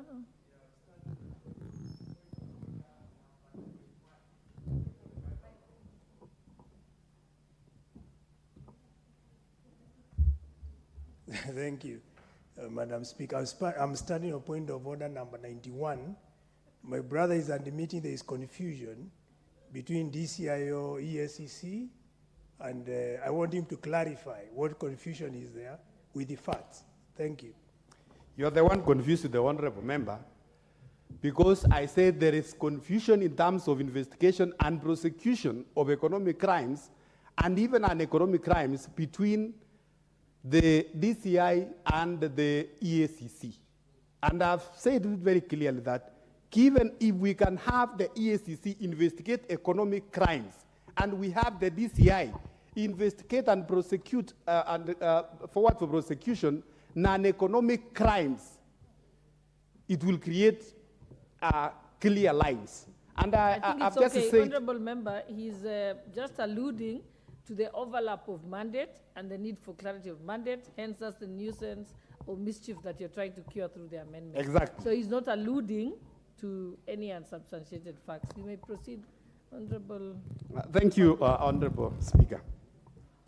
And I've said, Madam Speaker, if you check, for instance, tax crimes, tax evasion crimes, you will find that that is an economic crime which we need to give more powers to EACC together with also the KRA so that they can follow and have DCI to focus on cat rustling and some other crimes like banditry and robbery.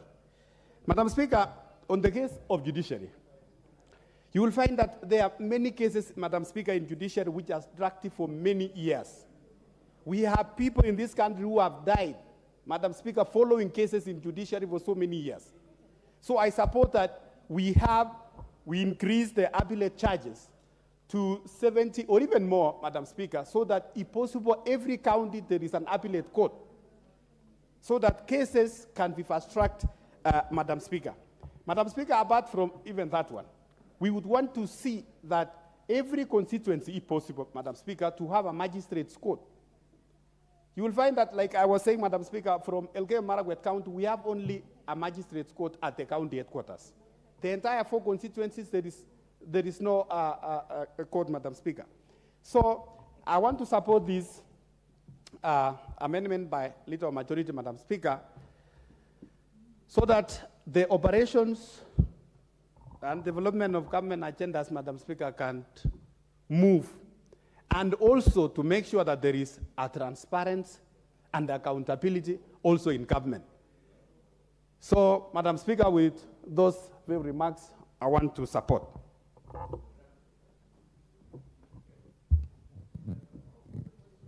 Honorable members, allow me to propose the question. Then we can move to debate. Honorable members, I propose the question that the Statute Law Miscellaneous Amendment Bill, National Assembly Bill number 60 of 2022, be read a second time. Will as many as, sorry, not yet, yes. Okay, yes.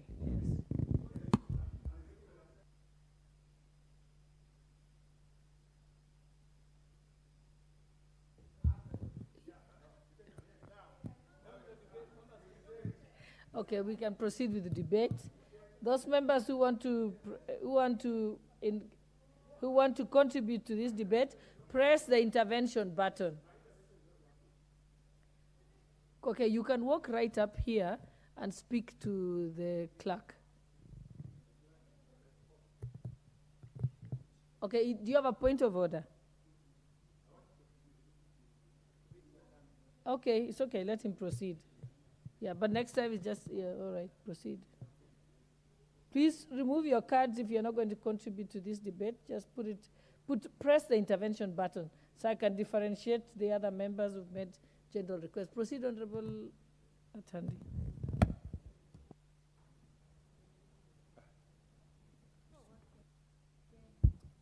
Thank you very much, Madam Speaker, for giving me the opportunity to contribute to this important bill.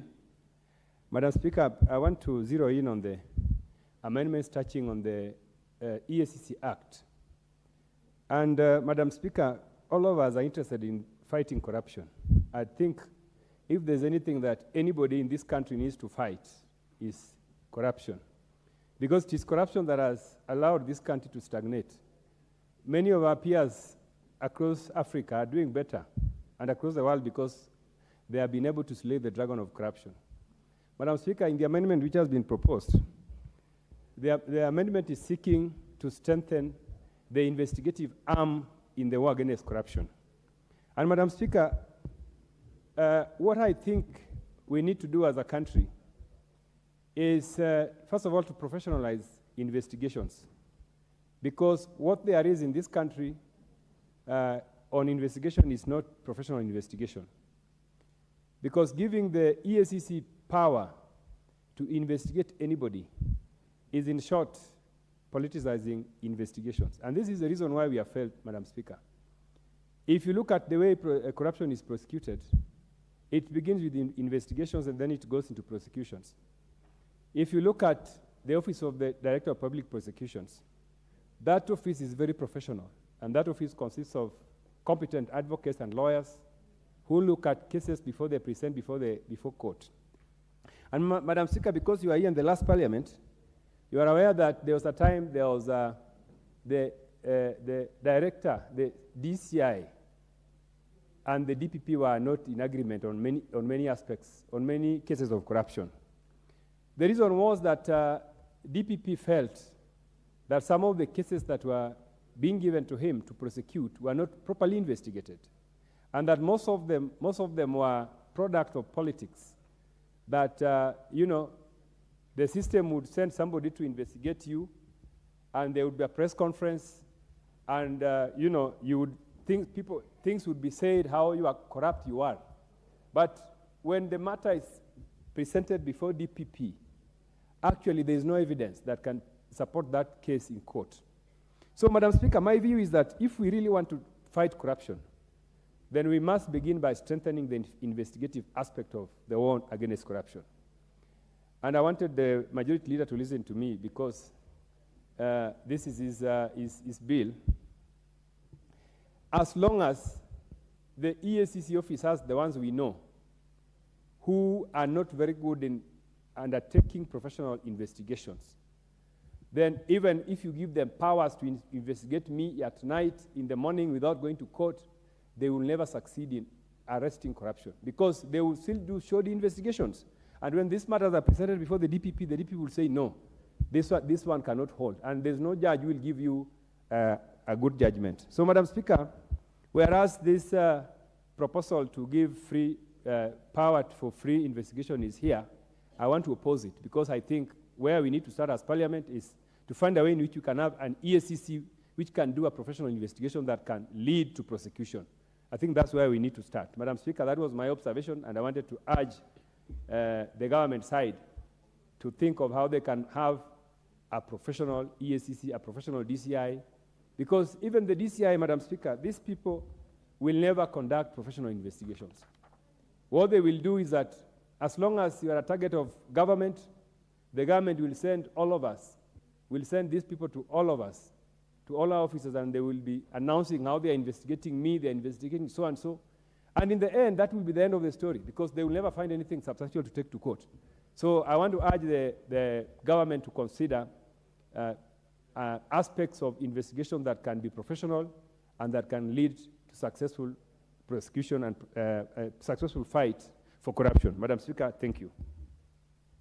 Thank you, Honourable Member. Before I give the next speaker, allow me to recognize students from Dr. Wachira Secondary School, Laikipia West constituency, Laikipia County. The member is not in the house, would have confirmed whether this school is named after him. But allow me to, on your behalf and the house, to welcome the students to observe the proceedings of this house. Order members, the school is called Dr. Wachira Secondary School, Laikipia West constituency, and Laikipia County. So I thought the coincidence is quite something. Honorable Bowen, I will indulge you for a minute. Maybe you have the brief from the Member of Parliament.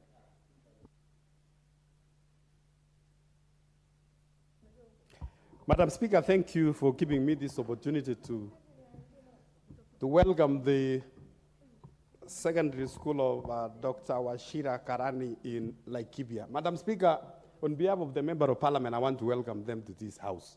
Madam Speaker, I went together with Dr. Wachira for an Arambe, together with the current president when he was the deputy president, to Laikipia to fundraise for this school. And want to welcome them to Parliament, and together with also other learners who are in Parliament. Thank you, Honorable Kangogo. The next speaker will be the member for Sotik. Are you in the House? If not, the Honorable George Gitonga Murugara, member for Tharaka. Thank you very much, Madam Speaker. Madam Speaker, I rise to support the Statute Law Miscellaneous Amendment Bill, which we are debating this afternoon. It's important to begin by saying that a Statute Law Miscellaneous Amendment Bill seeks to amend various statutes in an omnibus act of Parliament, such as this one. We have been accused previously that we actually sometimes sneak in amendments which are not supposed to come into a Statute Law Miscellaneous Amendment Bill. But I wish to confirm that as far as this one is concerned, the various acts proposed to be amended actually deserve the amendments, and what we are introducing in most of these amendments are minute housekeeping amendments which do not go into the core and substance of that particular individual act.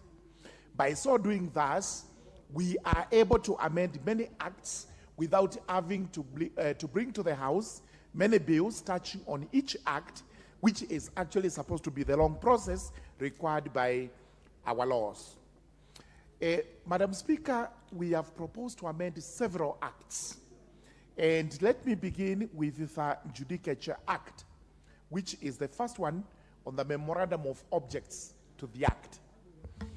The proposal we have, and the Justice and Legal Affairs Committee, which was actually the lead committee as far as this bill was concerned, did consider some of these amendments, including the Judicature Act. It is proposed that the number of the Court of Appeal judges be increased from 30 to 70. We will be debating this, especially during the third reading of the bill, when it comes to whether we should be moving from 30 to 70 and whether the number is actually not too high. However, there is room for an increase to a number in between 30 and 70, and therefore the report of the committee is clear on the proposal we have made here that we should actually be settling at 45. We believe that is reasonable, and then we will be urging the House to support. There are other proposed amendments, and including the Appellate Jurisdiction Act. Again, here we have to ensure that our laws are aligned to the Constitution, because some of these laws we have today are so old. They were actually passed during the colonial period, where the structure of government was totally different, and especially so different from the structure of government we got in 2010, when the new constitution was promulgated.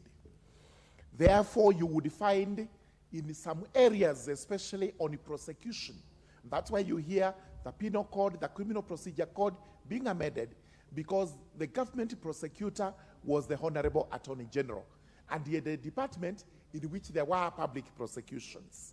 Today, prosecutions in the country are done by the Office of the Director of Public Prosecutions, DPP.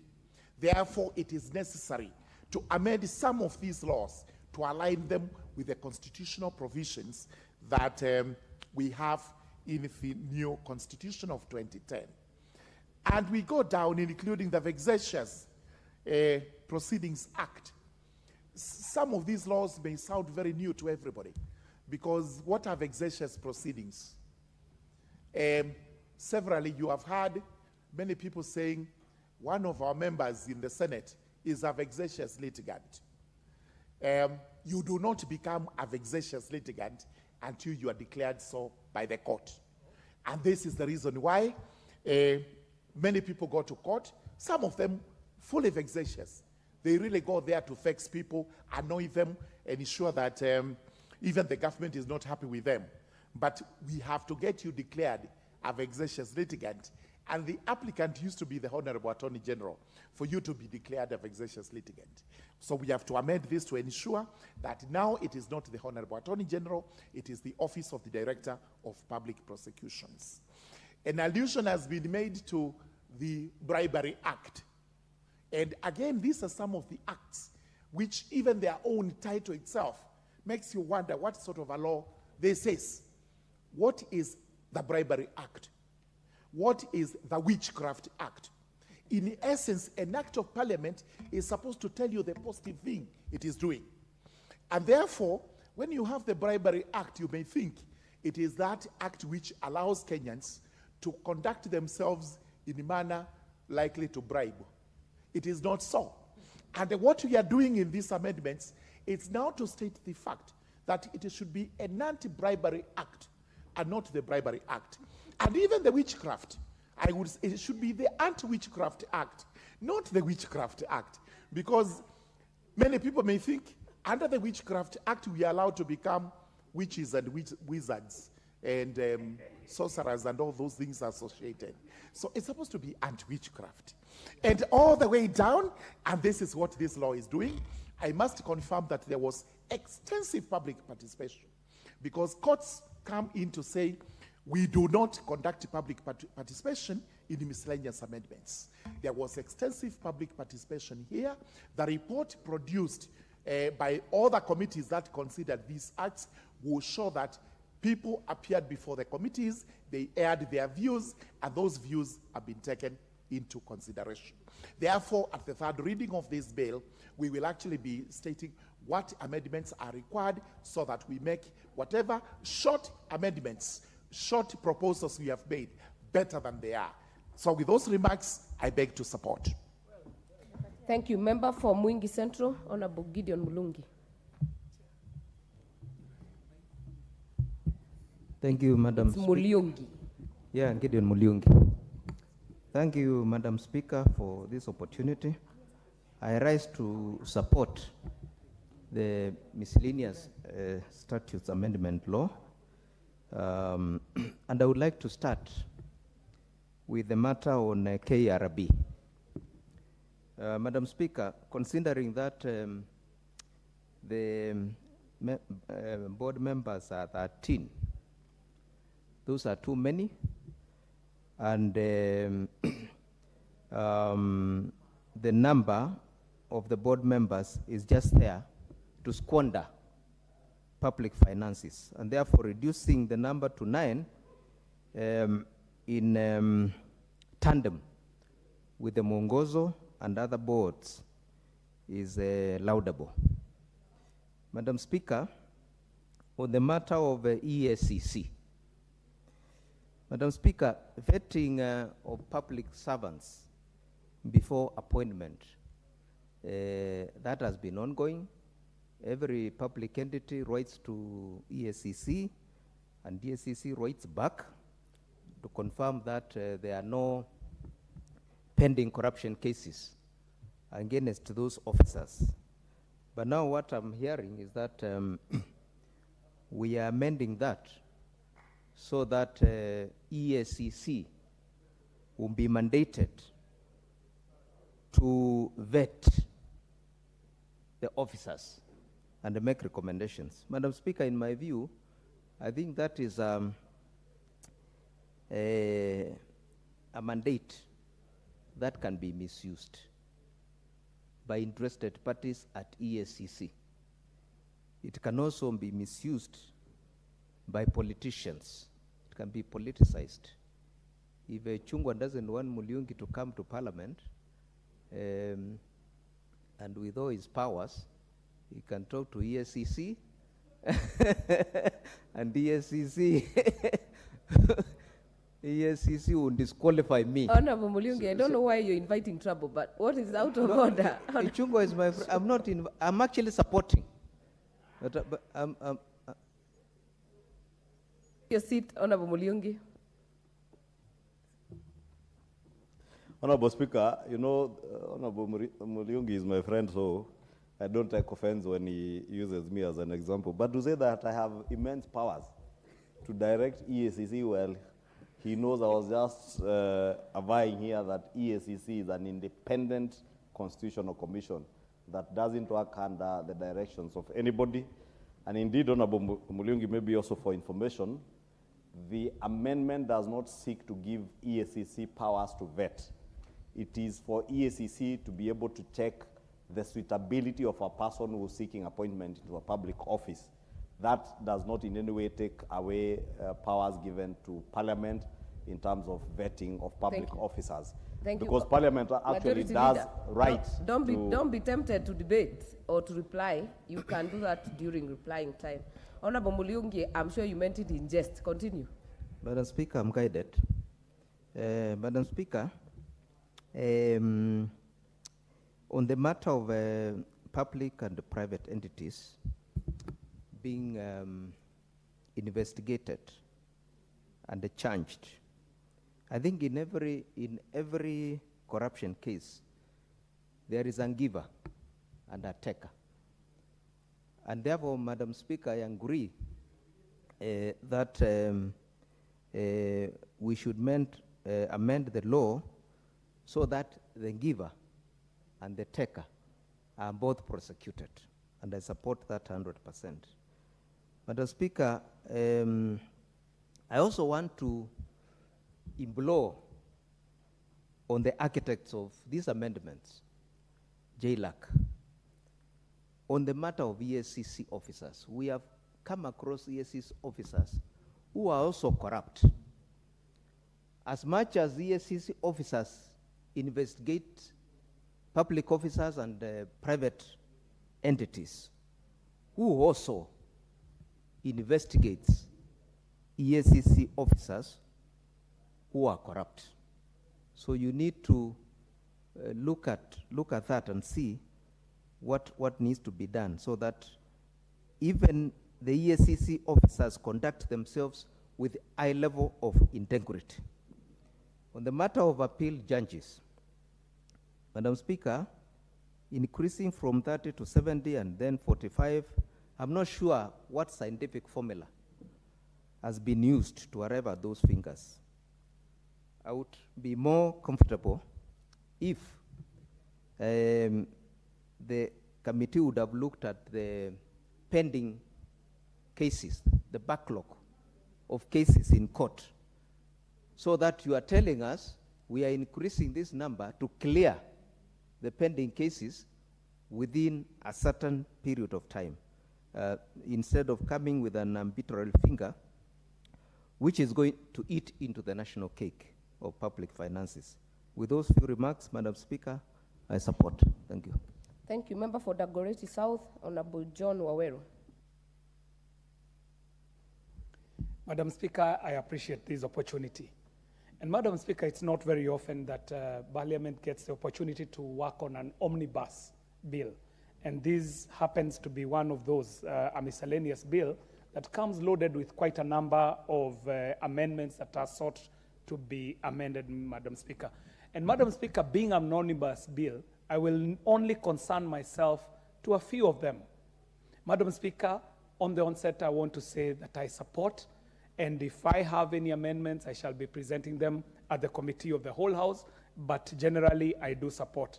Madam Speaker, one of the reasons why I am supporting this omnibus bill is because it seeks to delete the expressions that are contained in Section 146 of the Penal Code, which is Cap 63, and remove some of these provisions that seem discriminatory to people who have mental conditions. Madam Speaker, when we talk about the issue of mental health, most of us, what rings in our heads is the whole Mathare hospital situation. But Madam Speaker, I'd like to put it very clearly that there are so many people who are walking around this town who actually are living with a mental condition. Madam Speaker, this city is replete with people who are managing their mental condition situations. Some may be extreme, while others might be mild. Even in this house, Madam Speaker, I'm not embarrassed to say that we do have members who are actually living a life where they are managing situations like bipolar, Madam Speaker, which is a mental situation. There are people who are trying to manage the different levels of schizophrenia, and so on, Madam Speaker. So, Madam Speaker, even depression itself is a mental condition. And the Constitution, Madam Speaker, is very clear about discrimination, that no human being, no citizen should be discriminated on account of very many things, up to and including their mental condition. So because of this, Madam Speaker, I do support. Madam Speaker, there is an effort in this omnibus bill to amend the Evidence Act, Cap 80. And this is seeking to expand the definition of the term photograph. Madam Speaker, we are living in the digital age. In fact, we are post-digital age. We are now in the 4th industrial revolution, where we are talking about the whole movement towards artificial intelligence, the robotics, the Internet of Things, and all these are the things that accrue from the 4th industrial revolution. And Madam Speaker, our courts cannot be restrained as they are now when they are seeking to admit evidence in the situation of defining a photograph. Madam Speaker, in a petition matter that I had brought to the courts, probably 15 years ago, 2007, Madam Speaker, I was at pains to get the court to understand that the evidence that I had carried in a compact disc should be admissible, Madam Speaker. And it was evidence that would have changed the course of that matter before the judge. It was evidence that would have proved my case, Madam Speaker, that I actually had won an election and I had captured this very amazing incident that happened at the polling center, caught on tape, produced in court on a DVD, but the courts could not admit it because they are limited in the definition of the evidence that they can admit. So today, Madam Speaker, where we have each and every Kenyan being a potential citizen journalist, one who can capture evidence anywhere on the go, we must redefine some of these terms so that we are up to speed with the technological advances. Madam Speaker, the mover, the leader of majority, was very clear about what we will need to do now to fortify this amendment so that this definition does not fall prey to people who manipulate photos, Madam Speaker. But the assurance here is that the good thing about the digital technology, there is always a digital footprint. If you manipulate a photograph, it does not matter how good you are at Photoshop, there will be a digital footprint embedded in that manipulated image that will prove that it is either an organic real image or it is a manipulated image using any of the softwares available. So, Madam Speaker, I do support the amendment of the Evidence Act, Cap 80, to be able to define the photograph better. Madam Speaker, the Judicta Act is seeking to increase, the amendment on this act is seeking to increase the number of appeal judges. Madam Speaker, you know the problems in your constituency. The clamor for justice, Kenya being as litigious as it is, there are so many cases that are stuck in our courts. And they're not just stuck in our courts because maybe of inefficiency or human error. They're stuck because of the overwhelming amount of cases that have been filed in courts, Madam Speaker. So any effort that seeks to increase the administration of justice to as many people as possible should be supported, Madam Speaker. And it is true, we have been able to take our High Court to as many corners of the country as is possible.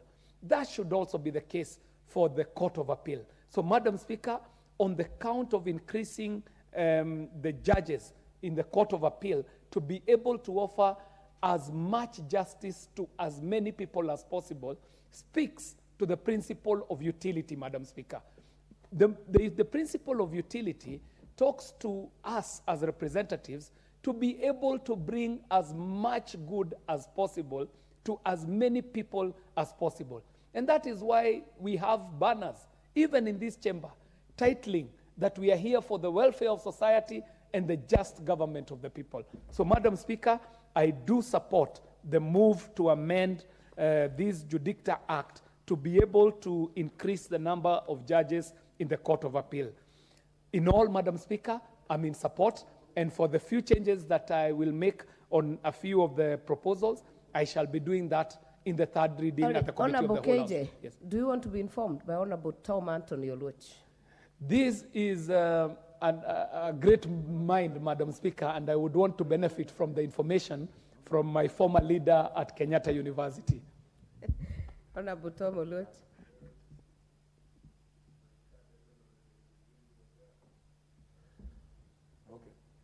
Thank you, Honorable KJ, and my very good friend from my alma mater then. I just wanted to inform him, and in utmost good faith, because I can see Honorable Rugara already smiling on what I want to inform him about. The act is called the Judicature Act. I know understandably, because he's not a lawyer, he called it the he's called it what? Judicta. He called it Judicta, and obviously because these are legal terms, it's called the Judicature Act. Thank you. But very good contribution. Thank you. I think, Honorable KJ, you're well guided. Madam Speaker, you can see the reason why I would accept information from the Honorable Wakili Tom Oluoch. Madam Speaker, they say that English originated from the part of the world where the Honorable Tom comes from. And it is not lost on me that even some English words do sound like the Luo. If you gave an opportunity to the Honorable Oluoch, he would tell you that technology actually means exactly the same in English as it does in the Luo. It means it is very hard. Madam Speaker, I do appreciate the information that I did get. And Madam Speaker, I did say that if I have any changes to make to this, I shall be making that in the third reading in the Committee of the Whole House. But in all, Madam Speaker, I did stand to support. Thank you very much. Thank you. Member for Funyula. Thank you, Honorable Speaker. I'm one of the people who have always been very uncomfortable with the miscellaneous statutes law miscellaneous amendment bill, because that's where the devil finds his way. That's where they hide many of the things, Honorable Speaker. But for once, this seems to be a routine. This mostly with routine issues of changing from Attorney General to Director, is it a public prosecution, which indeed is in order as it complies with the provisions of Article 157(2) of the Constitution of Kenya. Honorable Speaker, but there are a few issues that requires probably people's attention, because then we need to highlight them. Number one is the Judicature Act. Honorable Speaker, 70 for a Court of Appeal is just too much. Indeed, Honorable Speaker, I have always believed that many of the issues that end up in Court of Appeal could have actually been sorted out at the very lower level. And this brings into question the level of corruption, the level of unprofessionalism in the lower courts. Second, Honorable Speaker, we do have alternative dispute resolution mechanisms. And I would want to encourage my friend Sir George. In the last parliament, he was a very good man, but nowadays, power has gotten into his head. He does not listen to common wananchi. Basically, Honorable Speaker, if we could find a way to entrench ADR, would solve quite a number of these issues. Member for Tharaka. What is out of order? Madam Speaker, I really don't understand what the Honorable Member for Funyula means when he says in the last time I was a very good man, and indeed I was. I'm still a good man. In fact, there isn't any power I have gotten from any quarter. So I think it's that he's taken a very hardline stance, especially against my government. That's why he feels it that way. But I repeat to him, I'm still a good man, and may he get informed that he should also continue to be the way he used to be that time. I know we possibly had some common denominator those days. It should still be there, because we are serving one government, we are all good people. So I'm still a good man. Honorable Speaker, I don't know why the MP for Tharaka has gotten involved. I mentioned Sir George. And according to the records in Parliament, there's no MP called Sir George. So allow me not to respond. Honorable Oundo, unfortunately, you know, last Parliament you served with myself and Honorable Murugara, so we know the implied meaning, but please avoid casting aspersions on your colleagues. Okay, thank you, Honorable Speaker, understood. Honorable Speaker, we could actually relook at this issue in terms, as my colleagues have said, the problem might not lie in the Court of Appeal. The problem lies in sorting out, professionalizing the process from the word go, investigation, application of the law, professionalism, and fidelity to the rule of law. Avoid, so that we do not need to have 70 Court of Appeal judges. We could as well probably even cap the number to the number of counties, so that we are assuming that each Court of Appeal deals with one place. Honorable Speaker, allow me to make a comment. It's good the act has come, this bill has come on the penal code. I totally agree the words used under Section 146 of the penal code are offensive, discriminatory, and shockingly, it's shocking. Because all my life, Honorable Speaker, I've never come across a person who can refer to as an idiot. I've never come across somebody who I can refer to as an imbecile. And I speak so by virtue that I have been a teacher. By then we were called UT. I was a teacher for a few months. And before I came here, I taught at the University of Nairobi. And I've never come across a person called an idiot or an imbecile. People have got different level of understanding of issues, of comprehending of issues. We need to basically delete it. But Honorable Speaker, also, it also brings another issue at hand here. What does it mean that a person with mental disability cannot really cannot consent? Because here the reference is any contact that happens that cannot amount to rape, if it is with a person with a disability, mental disability, that will amount to an offense, which again, it causes even more problems than the existing definition. I think that's why I would request the chair of JLAC to really have a serious look at it, that you are criminalizing consensual sexual interaction between a person you are calling a person of normal ability and a person living with mental disability. We need to relook at it so that we get a clear view. Honorable Speaker, let me also just comment on Public Holidays Act. Again, it is unfair. And I argued here last time, it's unfair to change the name of the holiday of 10th October. It's extremely unfair. Politics should not cloud the historical aspect. Those of us who drank Maziwa Nyayo have very fond memories of Nyayo, Moi Day. Very fond memories. We might have had issues, but those of us who drank Moi's milk, we have very fond memories. We should never erase Moi from our history. Those of us who used to line up and sing patriotic songs, those of us who would pledge loyalty, some of you who are young cannot even understand. That's why you are rushing to distort history, but history will remain with us in our life forever to come, because that was an important matter. Honorable Speaker, the Anti-Corruption and Economic Crimes Act number 3 of 2003, Honorable Speaker, yes, we have made so many laws in an attempt to fight corruption. We have made so much noise. We have platitudes. We have sounding press conferences. We are unable to slay the dragon of corruption. Even these enhanced powers to lock somebody out of the office while investigations are ongoing, while prosecution is ongoing, we'll all end up to naught. Where we lie, and again, I hope the new chair of the Anti-Corruption Commission, is it Reverend Dr. Oginde, whatever he is, he needs to get to the core on public education, public sensitization, and really also come to Parliament here so that we deal with the budgeted corruption. That's where we lie. Because all this, again, it is going to be vindictive, because again, we are vitiating the basic principle that one is innocent until proven guilty.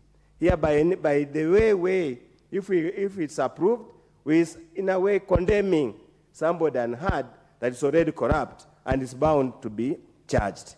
Honorable Speaker, again on the issue of Leadership and Integrity Act. The vetting we normally do here, Honorable Speaker, is just a charade. It's just face saving. It's basically window dressing. In all the years I've been here, out of probably the number of cases we have vetted properly and actually failed to approve is probably 1%. It was 1%. In any case, at times when we even fail to approve, they still post, like the case of the lady who was posted to the embassy of South Korea. This parliament said no, but she went to serve the entire term. Giving again the powers to Anti-Corruption Commission to pass judgment that we suspect you are about to commit an economic crime or you have committed an economic crime, and on that basis, just check, because to verify the suitability of candidates. Suitability is a composite matter. If somebody has said here, my friend, my colleague Mulunga has said, if there is any reference to any suspicion, indeed, Honorable Speaker, let that matter lie. Your time is up. Member for Githunguri, Honorable Gathoni wa Mushomba.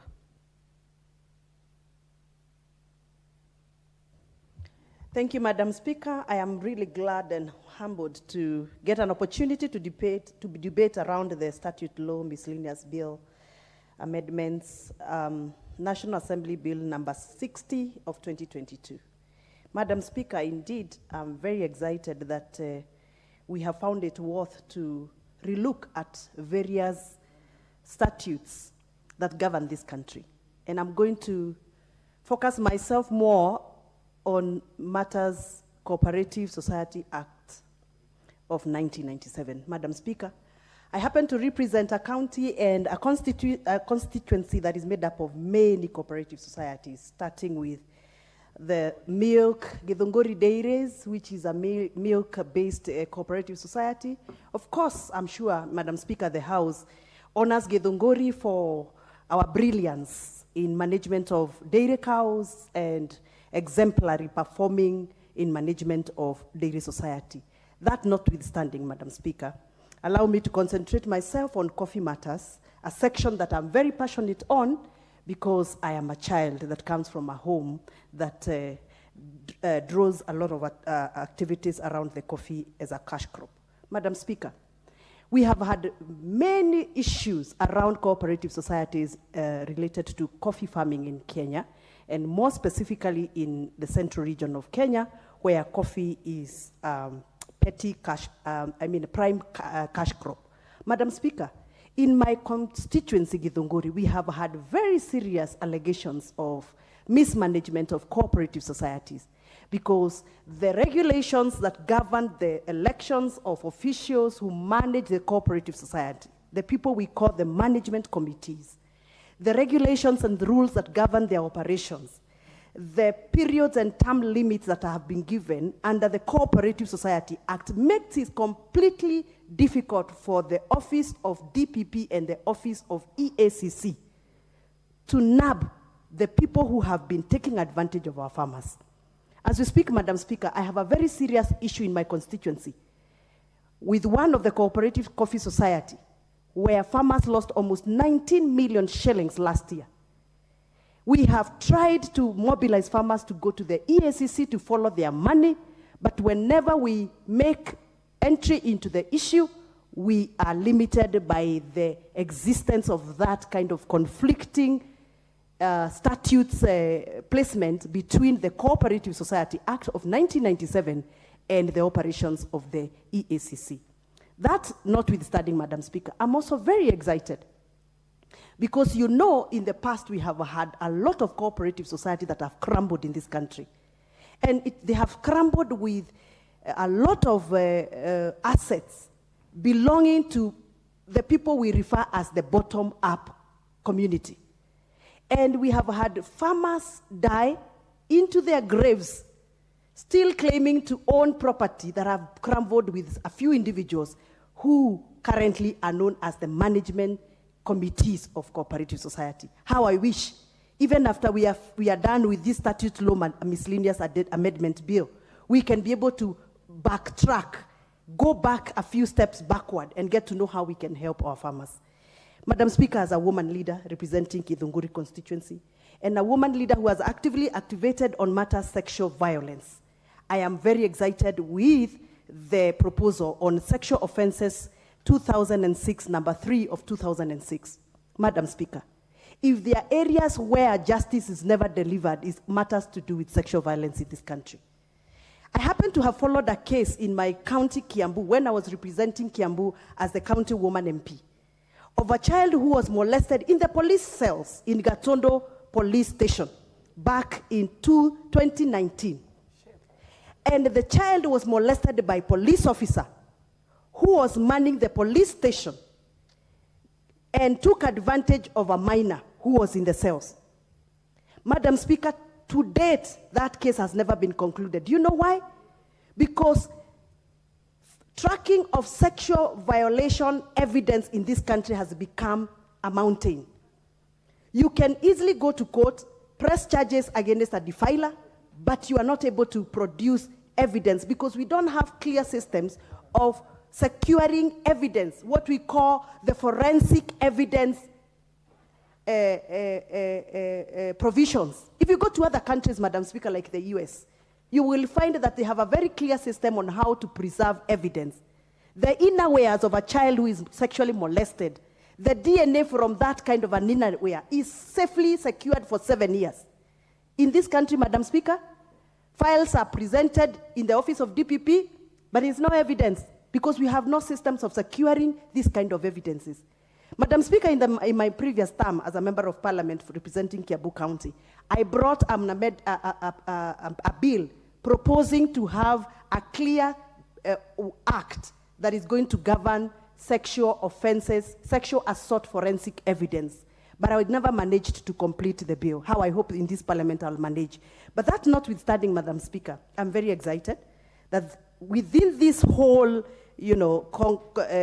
combination of statute laws, we have found it worth to align the Sexual Offenses 2006 Act with the Constitution of Kenya so that we can allow the Office of the Investigators, the DPP, to prosecute the offenders, repeat offenders, and if possible, Madam Speaker, to even blacklist the repeat offenders. With those very many submissions, Madam Speaker, I am humbled to support. Thank you. Thank you. Member for Ndia, Honorable Jike.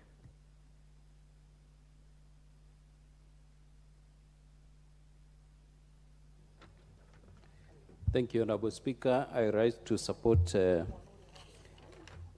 the miscellaneous amendments bill. Honorable Speaker, I note that the bill touches on a number of articles concerning transport and infrastructure docket. I see, Honorable Speaker, there is the proposal to reduce the board members for KRB from 13 to 9 as per the Mongozo Code of Conduct. And Honorable Speaker, this is an amendment that my committee fully supports because we want our institutions to be run in an effective manner. And reducing members will contribute to that. Honorable Speaker, I know that there is a proposal, there was a proposal to increase the term of the NTSA Director General, which my committee does not agree with. And Honorable Speaker, I see the bill seeks to drop that amendment and seeks to stay the term to 3 years. So, Honorable Speaker, I fully support that because we want the term to remain at 3. Honorable Speaker, concerning the proposal to amend Section 16 of the Merchants Shipping Act, number 4 of 2009, I see, Honorable Speaker, there is a justification because on matters local content, the ministry proposed to introduce a clause on local content requirement to be met by both foreign and national ship owners and maritime operators. And this, Honorable Speaker, will enable Kenyan citizens to benefit from massive opportunities available in the maritime industry. Honorable Speaker, you know the maritime industry in other countries like Netherlands is a multi-billion-dollar industry, and we want Kenya to move to that level where the maritime sector would employ many Kenyans, provide jobs for our young people, and also spur the growth of our maritime sector. Honorable Speaker, another area that I see the miscellaneous amendments bill touches that concerns the transport sector is the proposal to amend Maritime Insurance Act, Cap 390. And Honorable Speaker, we fully support that proposal as a committee. Thank you, Honorable Speaker, for your indulgence. Thank you. Thank you. The next one will go to the member for Nairobi, Honorable Pasaris. Thank you, Madam Speaker. Madam Speaker, it is really, really good for the Leader of Majority to bring all these miscellaneous amendments. But I feel that much as we say that in our laws we're going to have public participation, I feel that Parliament should take advantage of social media. We've got quite a number of Kenyans that are on social media, and my hope would have been that each and every one of those amendments were put onto the social media to also get feedback from the public on how they feel about various amendments, because we do make laws for Kenyans. So whereas public participation is put in the newspaper and people write memorandums, I feel that we are lacking when we come to the House and straight away put the bills on the floor of the House and for members to contribute towards them, but we are not actually involving the various Kenyans. And this could be a way for us to consider sensitizing the public when it comes to various amendments. There are very, very good amendments that have been brought on the floor with the various bills. And I feel that it's important that we generate activity and buzz in the public domain, because we've realized that when we were coming up with the finance bill, the public was really active and involved and understood what it is that Parliament does. And I feel that as representatives of the people, whenever we bring a number of bills together, we fail in that we are not involving the public in understanding what exactly we are doing with the various laws. I've seen the bill on the Kenya Roads Board where you're trying to reduce the number of board members to be in line with all the other bills. When it comes to the judiciary, increasing the Court of Appeal judges, I feel that it's important that we increase the number of judges, because we used to have a period where people said that you get justice denied by the fact that people would have court matters that would never be heard in their lifetime. So I believe that in trying to get the courts to be efficient, we should provide for judges. In the same light, we hope that soon we will come up with amendments that will also try and increase the number of police that we have in line with the number of with the population that they serve. Because when you say that you have one policeman for 30,000 people, it's impossible to see us provide justice. When it comes to GBV, us as Nairobi County, we've put containers in every police station. And the reason we've done that, and we're also building the first safe house in the county, because the ugly face of COVID showed that gender-based violence was rife. But the thing is, we also need to make sure that while we provide such services, we also need to make sure that we also provide the personnel and the training and the necessary training. So while we make all these amendments, it has to be also backed with budgets, and budgets that are targeted to make sure that the amendments to the laws are actually implemented in a manner that will ensure that the laws that we have made will actually be able to serve the people. Because sometimes you have legislation and then you don't provide a budget. One that comes to my mind as I speak right now is the Psychology and Counselors Act. We passed that act in 2014, and it was only when mental health became a big issue that I once walked into the office of the PS of Health in the last parliament, and I said, look, we have this Psychologists and Counselors Act. Isn't it better for you to actually get this act implemented? And they didn't even know that that act had been passed in 2014. So they finally created the body that would have the mandate to put counselors in place, whether in schools, whether in police institutions, whether in medical facilities. But again, if we have all these acts and we don't have the budgets, we're not going to be able to actually serve the people. And I feel that the Kenyan public is very, very vibrant when it comes to politics. And sometimes, you know, they look at us as parliamentarians and they wonder, what do we do? And we do a lot, from the committees that we serve to playing the oversight role, to the legislations, to the amendments. I feel that an area that we really need to focus on is how can we take public participation live to the Kenyans so that they can actually be able to participate online, because not everybody can come when it comes to public participation or even know what's going on. So all in all, I commend the majority leader and government for looking into the various gaps in all these laws that they've brought together. And I hope that we will back it with the necessary budgets to be able to implement it, the necessary training in the various ministries, so that as a whole, we can make legislations that work and serve the people of Kenya. I stand to support and commend the leader of the majority for putting all these amendments in the various statutes. Thank you. Thank you. The Deputy Majority Whip, member for Marsabit.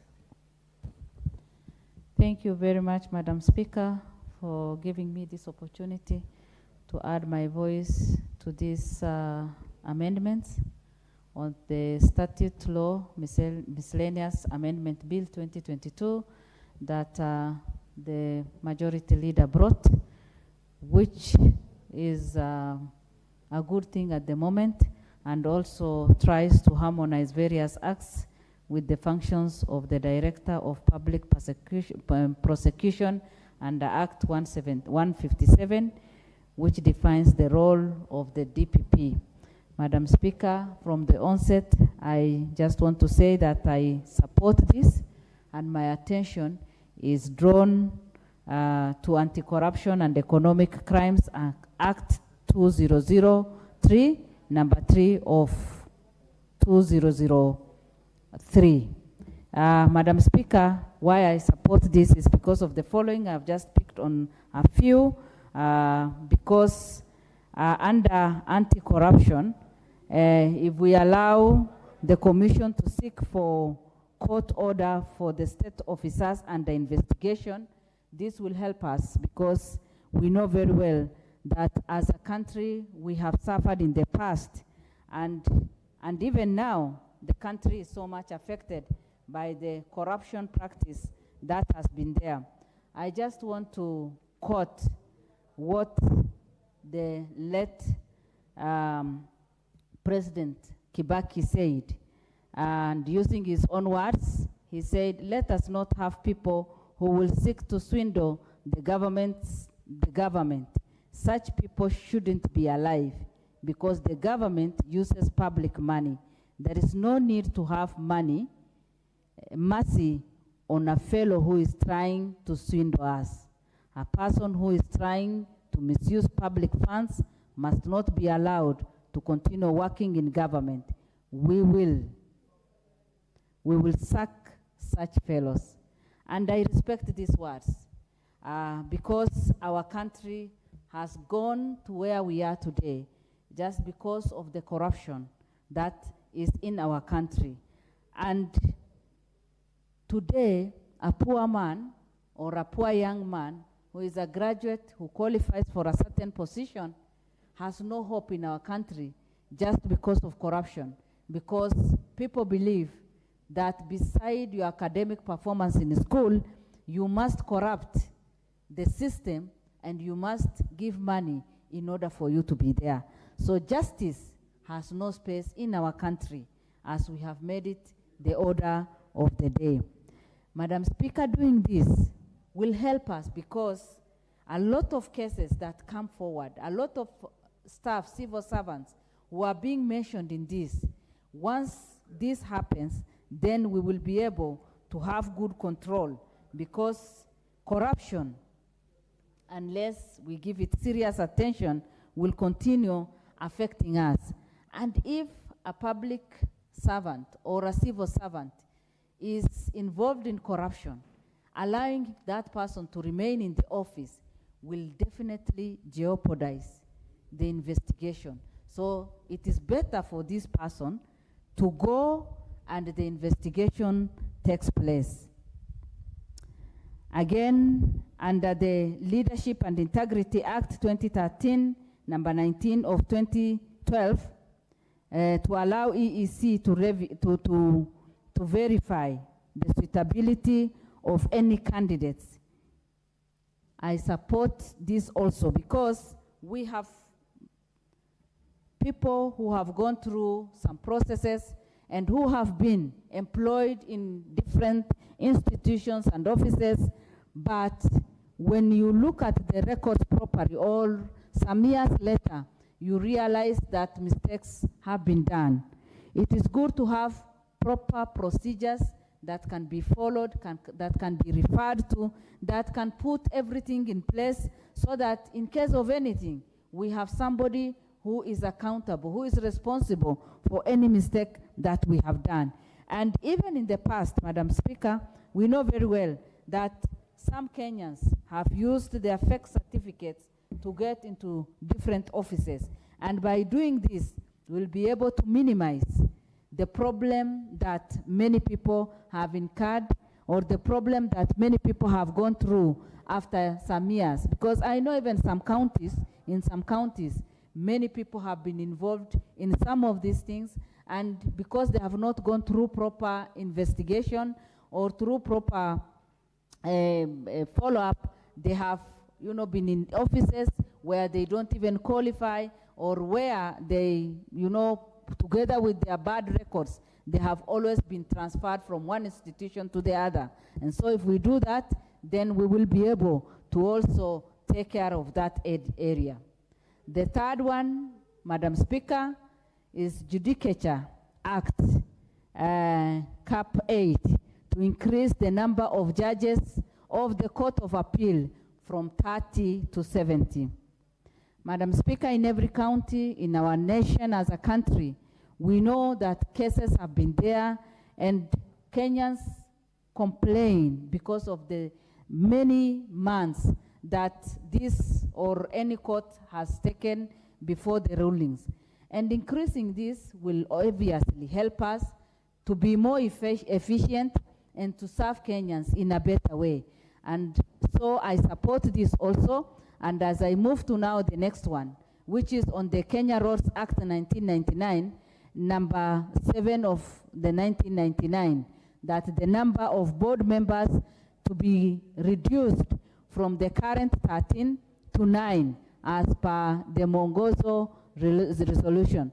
Madam Speaker, when you have a smaller number, you make even better decisions and it is better even to handle a smaller team than the big number of people.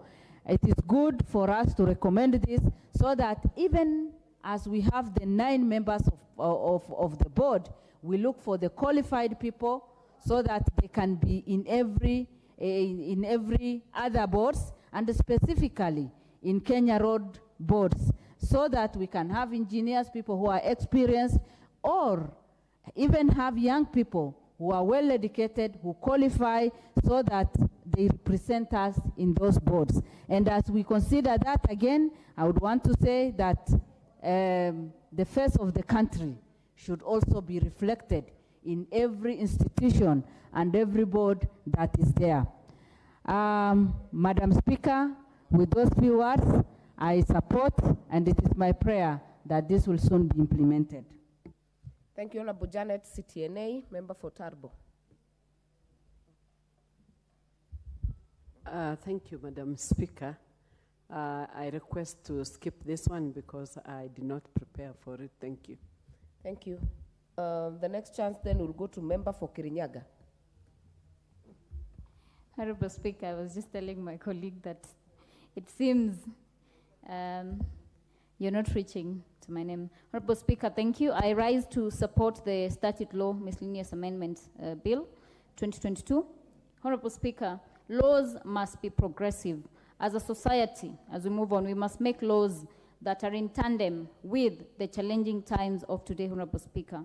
Honorable Speaker, I would like to speak on the Evidence Act, Cap 80, Honorable Speaker. And my good friend, KJ, has said that every edited photo leaves a digital imprint, Honorable Speaker. It is about time that we think about countering technology, AI advancements in terms of photographic evidence that forms a majority part of the evidence that is presented in court by advocates, Honorable Speaker. Honorable Speaker, I'm just telling the Honorable Naomi Wako that there is a photo of me circulating on social platforms where I have the head of a goat, Honorable Speaker. I do not know how that came to be, Honorable Speaker, but it is about time we have the changes in law to ensure that we have the right evidence in court so that we can enable the magistrates and the judges to make the right judgments, Honorable Speaker. Honorable Speaker, I would like to also speak on the Anti-Corruption and Economic Crimes Act, Honorable Speaker. Honorable Speaker, this is a very welcome amendment, Honorable Speaker. The Commission has sort of become a toothless dog, Honorable Speaker. If you remember very recently, we saw it play out in the media between a CS and a PS, and a commission that was caught in between and wondering what to do, at the mercy of both the state officers, Honorable Speaker. It is about time that we amend the law to ensure that the Commission can get barring orders, Honorable Speaker, for any state officer who is indicted or who is perhaps a person of interest in an investigation, Honorable Speaker. Why am I saying this, Honorable Speaker? There are glaring issues of interference, Honorable Speaker, when someone who is being investigated is in office, Honorable Speaker. They can interfere with the evidence, Honorable Speaker. There's also a conflict of interest, Honorable Speaker, because they are not able to provide the Commission with a clear and outlined manner of evidence, Honorable Speaker. Honorable Speaker, I also support the increasing of the Court of Appeal judges from 30 to 70, Honorable Speaker. As a law practitioner in this nation, Honorable Speaker, I can say there's such a huge disparity in terms of ensuring that we provide justice to Kenyans, Honorable Speaker. Honorable Speaker, a mayor case takes around 7 years in Kenya, Honorable Speaker.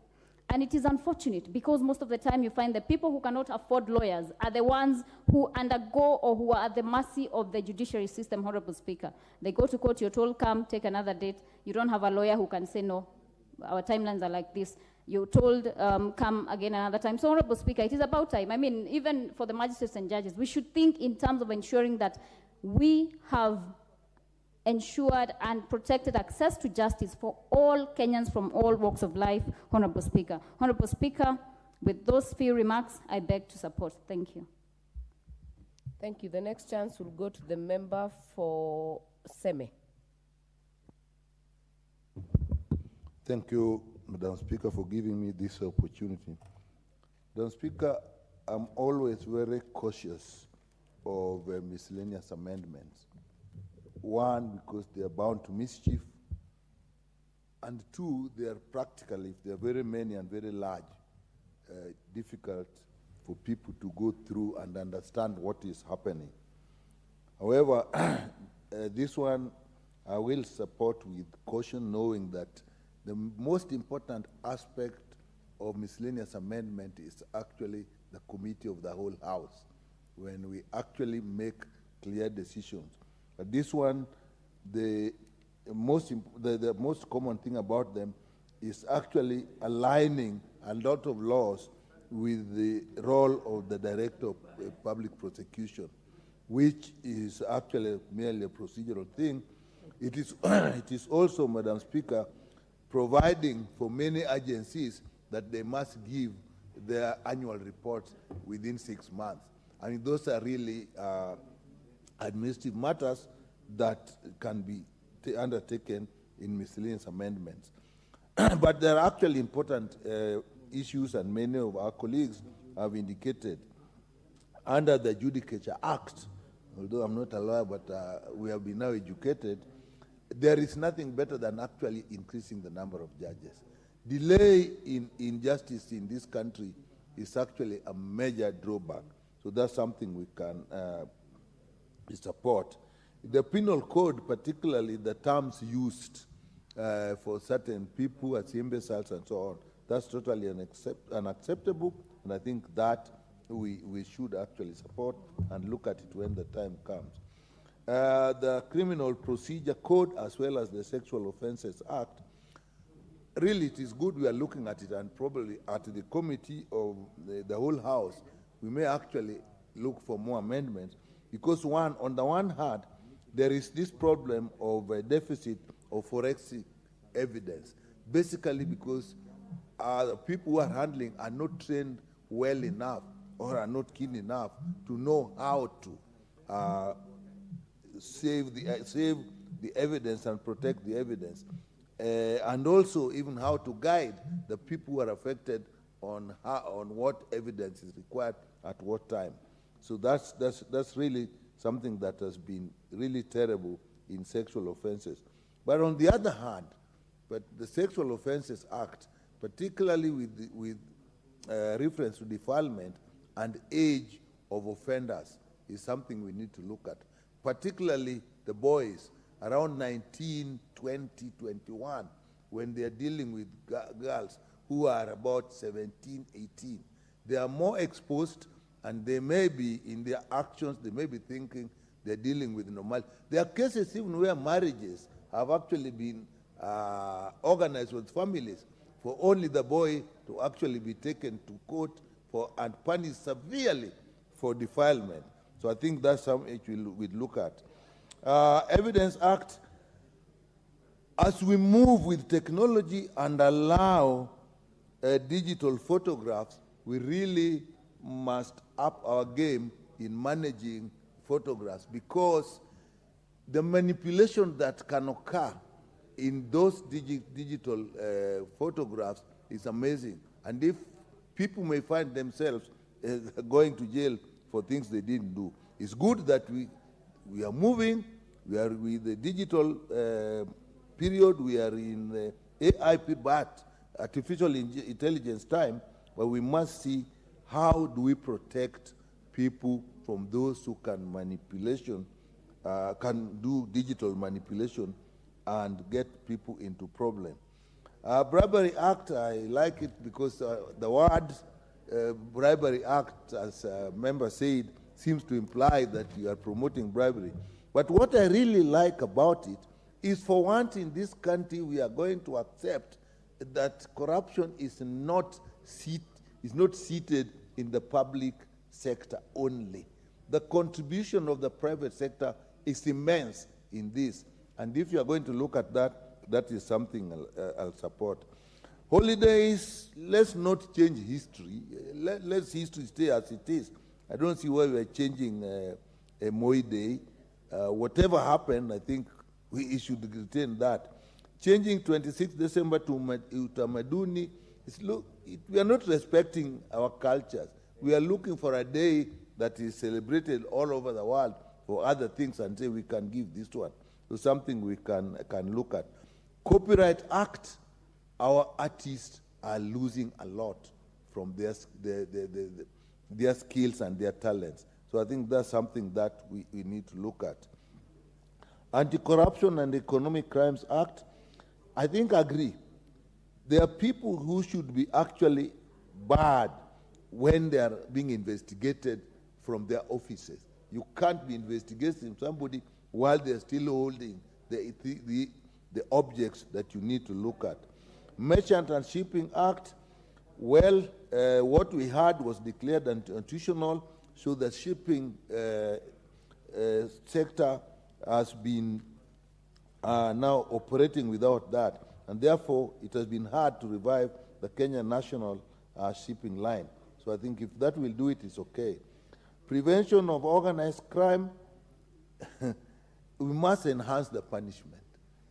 I've sometimes even thought that actually we should put capital punishment for organized crime, particularly organized economic crimes, because these people kill others through their activities, and therefore enhancing the punishments, okay, and giving more time to pursue the proceeds, particularly property, is something that I think we can support.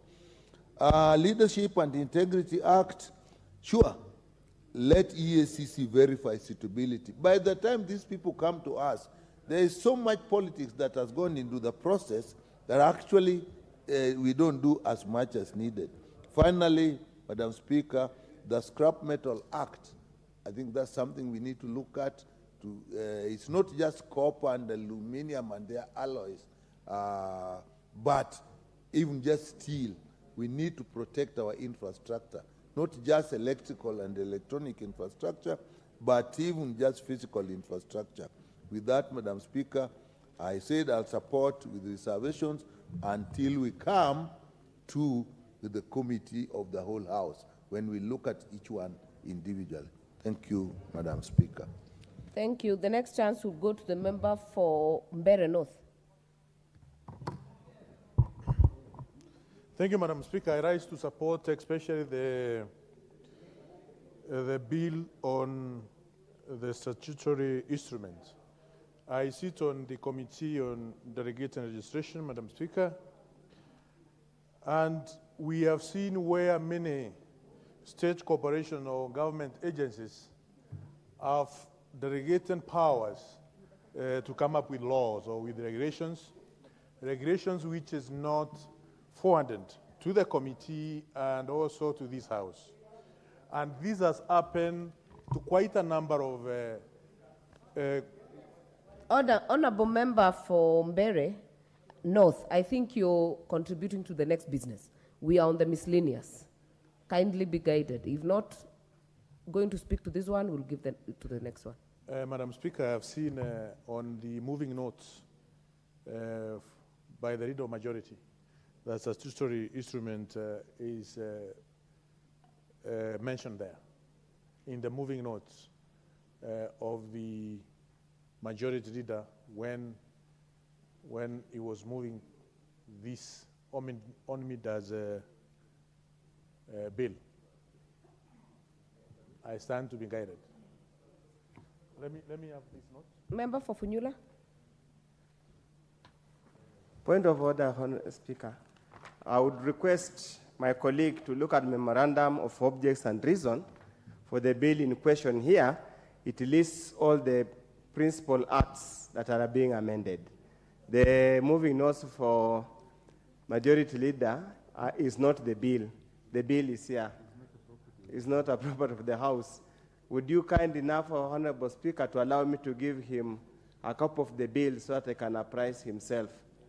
Yes, I'm please. seeking your authority, Honourable Speaker.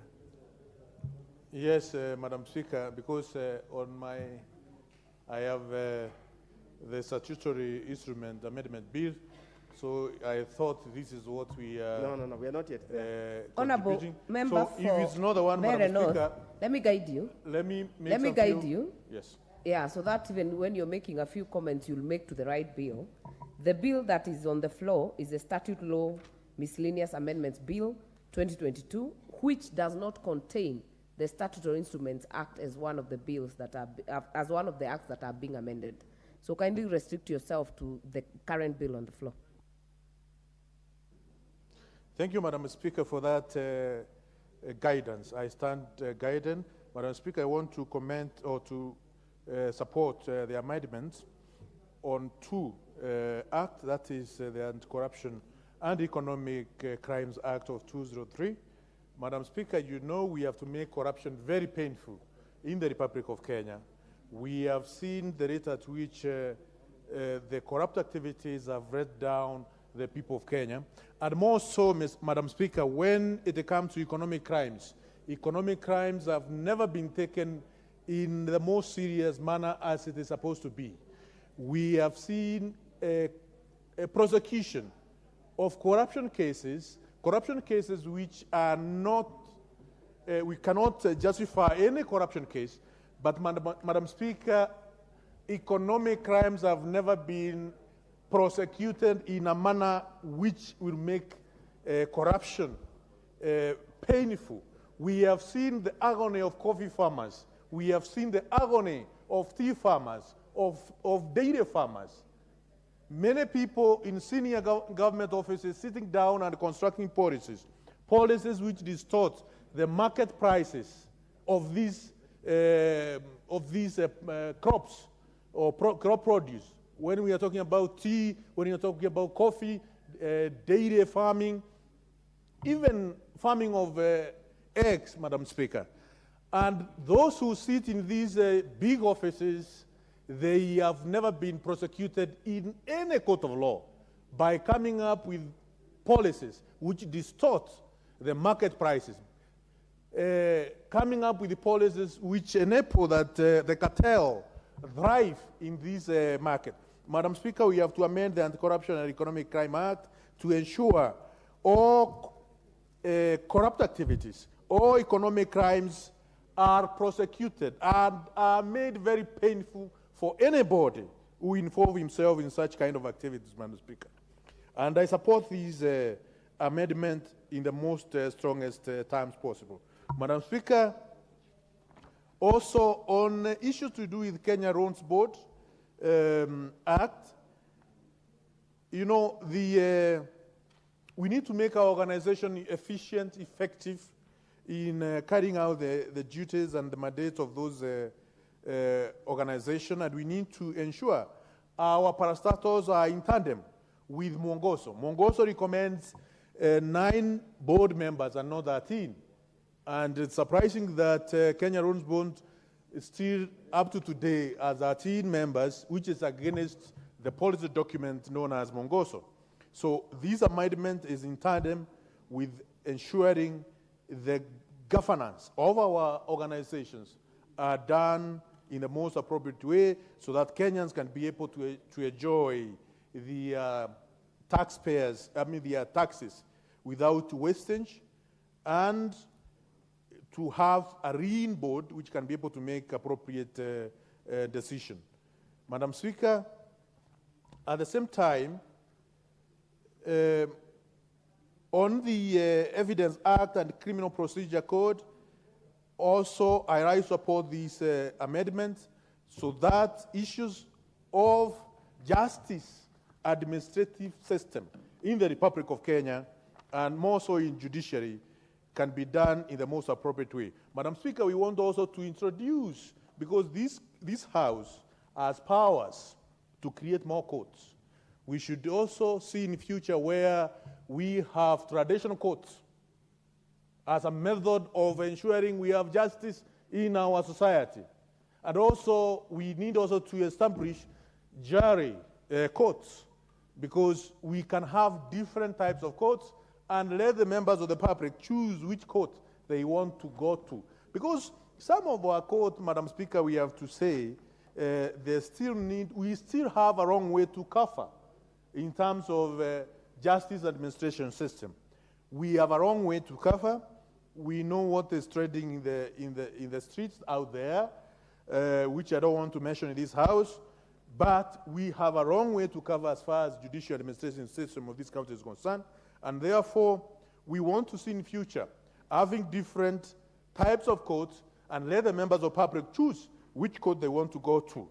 And I'm telling you, most of them, Madam Speaker, you'll find they're choosing to go to traditional courts because they are most effective in terms of unearthing the truth of whether you committed the crime or not.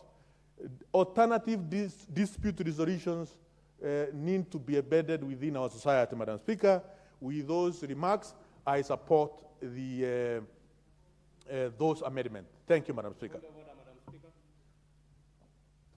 What can be possibly out of order? Honourable Member for Madeira.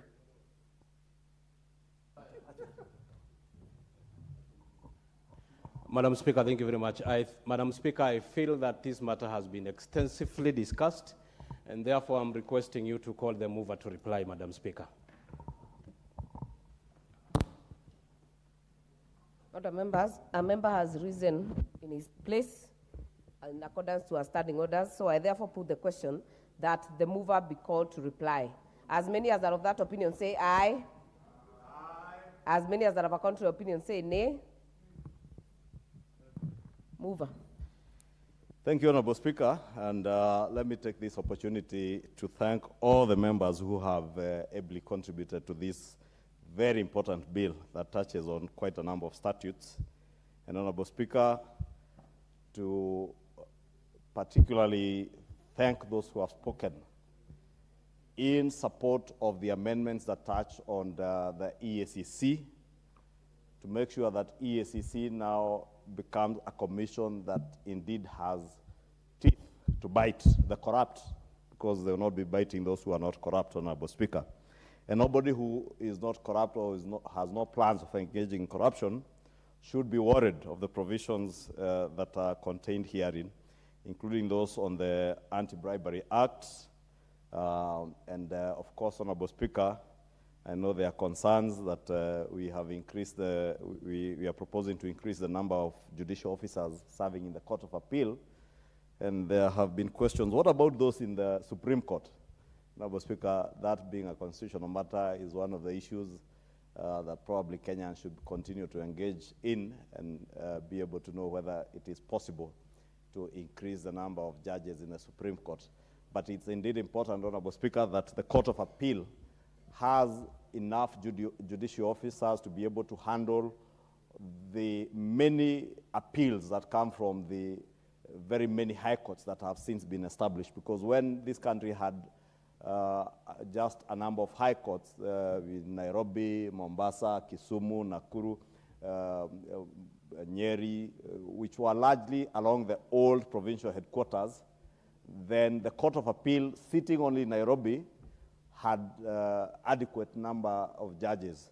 But therein also came the problem of cases taking too long in court.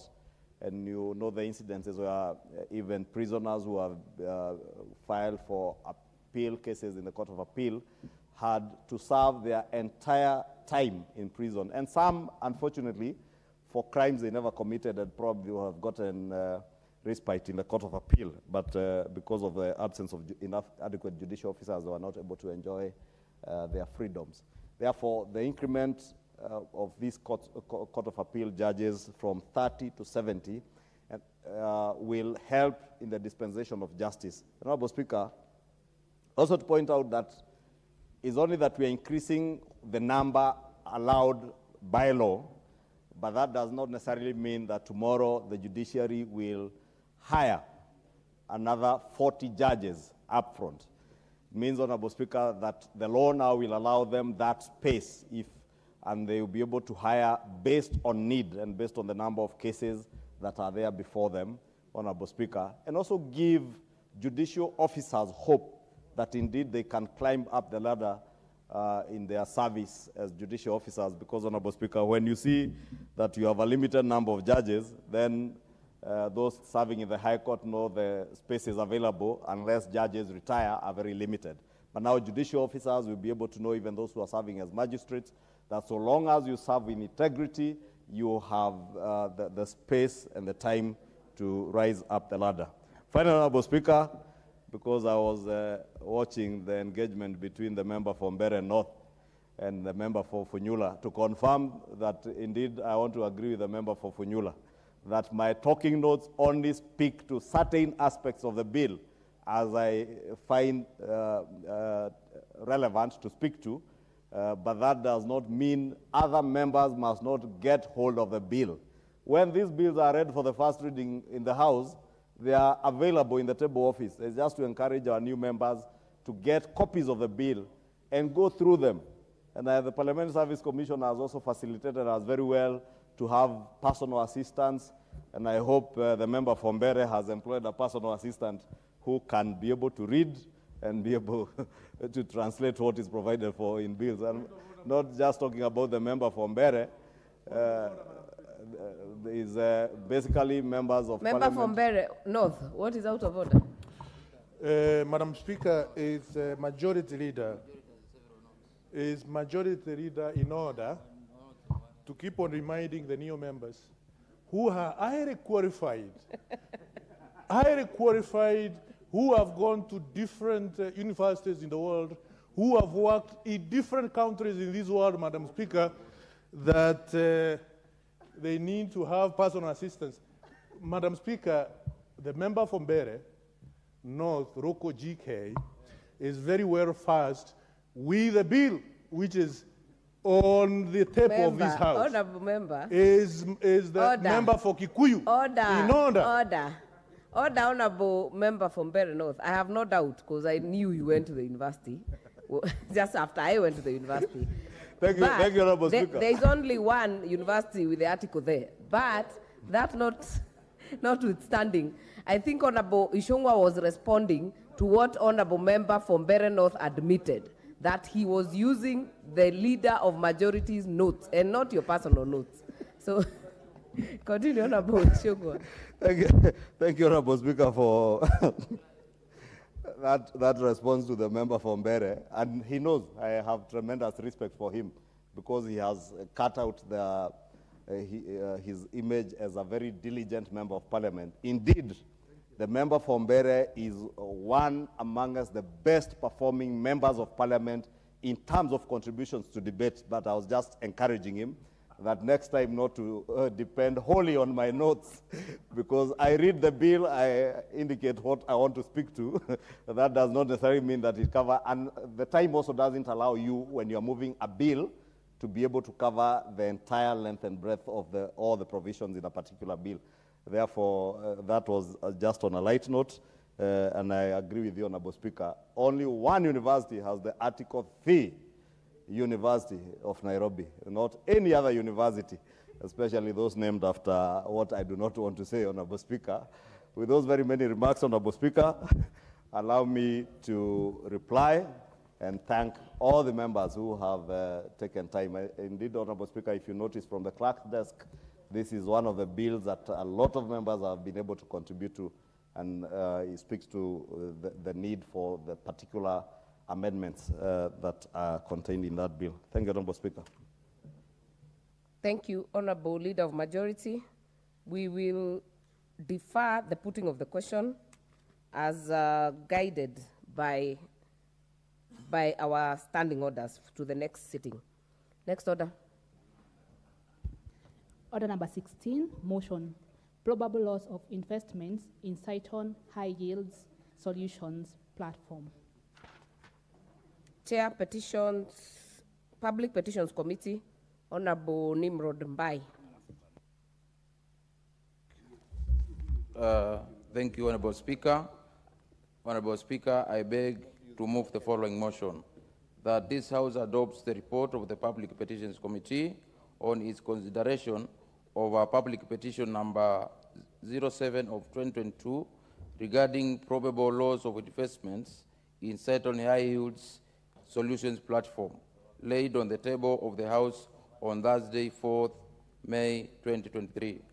Honorable Speaker, on the 16th November 2022, the member of Alego Osoga constituency, the Honorable Samuel Watanti, represented in this House as a public petition number 7 of 2022 regarding probable loss of investments in the Siton High Yields Solutions platform on behalf of Mrs. Abasanda Josephine Awor, Mrs. Caroline Otieno, and Mr. Omondi Ombonyo, who are investors in the Siton Company Limited.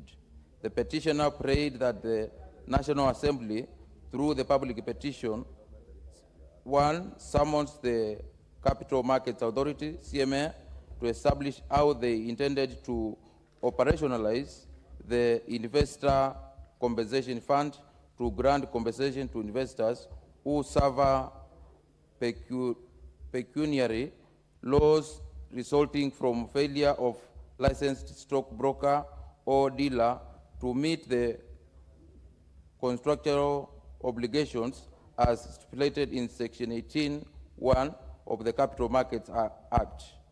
Number 2, engage the Siton Investment Limited and its partners to clarify how they intended to fulfill their agreements with the investors, depositors, and the aforementioned Ridge investment projects.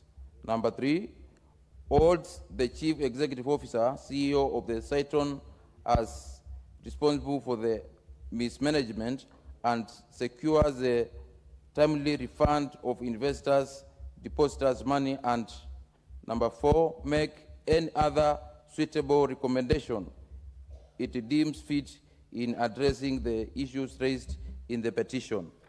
Honorable Speaker, upon hearing from the petitioners and the witnesses, the committee makes determinations on the prayers sought in the petition as follows.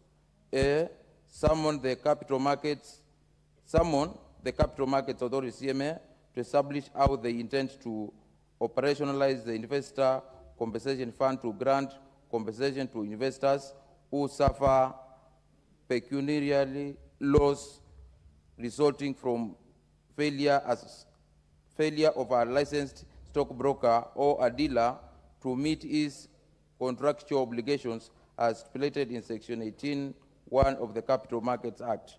Upon consideration of this prayer, the committee resolved that CYHS was an unregulated product which promised of guaranteed returns by Siton. Siton has not converted CWHS to CYHS as advised by CMA, where the clients in the CHYS would convert into a CHYF and eventually benefit from the Investor Compensation Fund in case of any loss. Number 3, Section 18 of the Act and Regulation 64 of the Capital Market Licensing Regulations, General Regulations 2002, provides that investors in the capital market products and or services are entitled for compensation from the fund if they suffer loss resulting from the failure of a licensed stockbroker or dealer to meet his contractual obligations and paying beneficiaries from collected and claimed dividends when they resurface. The investor in CHWS are not liable for compensation from the fund as the product is unregulated. Further, Regulation 69 requires that investors shall apply for CMA for compensation from the compensation fund in cash or securities equal to the net loss following a loss due to the failure of stockbrokers, dealers, or investors' bank carrying out any stockbroking business or dealing operations.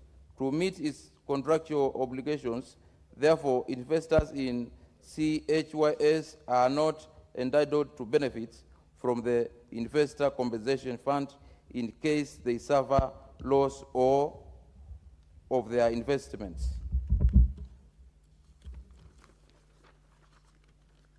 Honorable Speaker, engagements with Siton Investment Limited and its partners to clarify how they intended to fulfill their engagements with the investors, depositors of the aforementioned Ridge development projects. Upon and consideration of this prayer, the committee resolved: 1, the product by Siton High Yield Solutions, CYHS, and CPN are unregulated and products under the Act.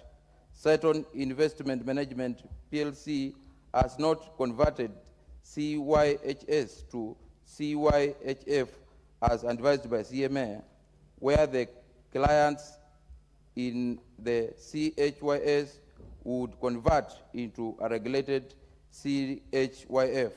During the pendency of the petition before the committee, liquidation orders against the certain entities, CHYS and CPN, under Siton were issued by the courts, whereupon official receiver was appointed. The order was made against, among other properties, the Ridge, which is the heart of this petition. Therefore, the court process of liquidation be allowed to proceed to its logical conclusion. This will allow the realization of funds to compensate the investor. Therefore, the committee recommends that the official receiver speeds up the process of liquidation and report to the National Assembly within 6 months from the date of adoption. All the chief executive officers, CEO of Siton, are responsible for the mismanagement and secure the timely refund of investors and depositors' money.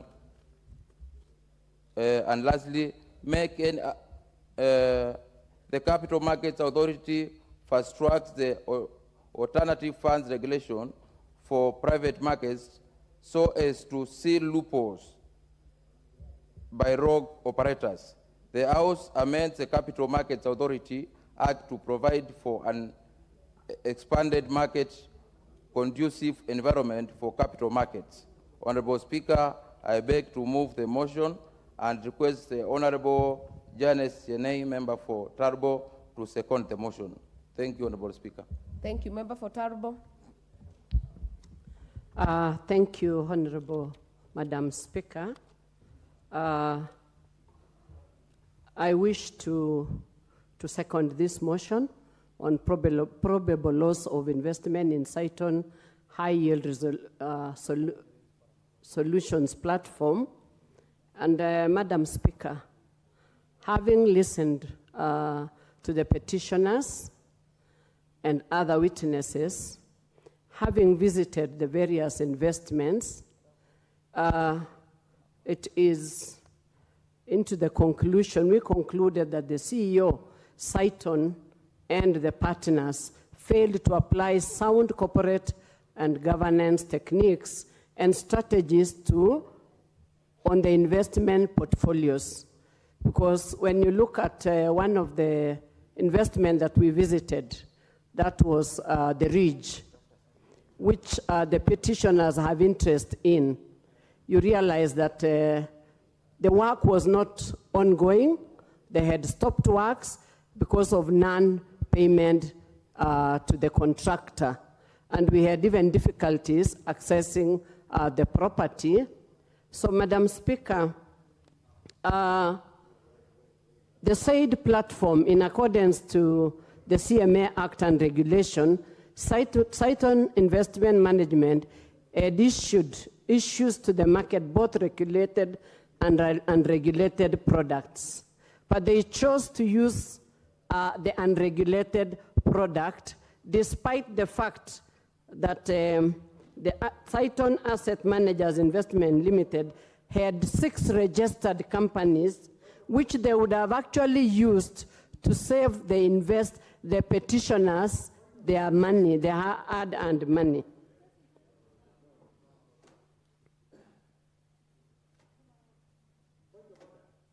Honorable Member for Turbo, don't, just continue.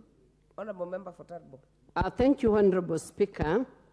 What I was saying is that the Siton Investment Company chose to use the vehicle called CHSY instead of using the registered vehicles which are already registered with CMA. Therefore, the product they had was unregulated. Madam Speaker, as a result of this,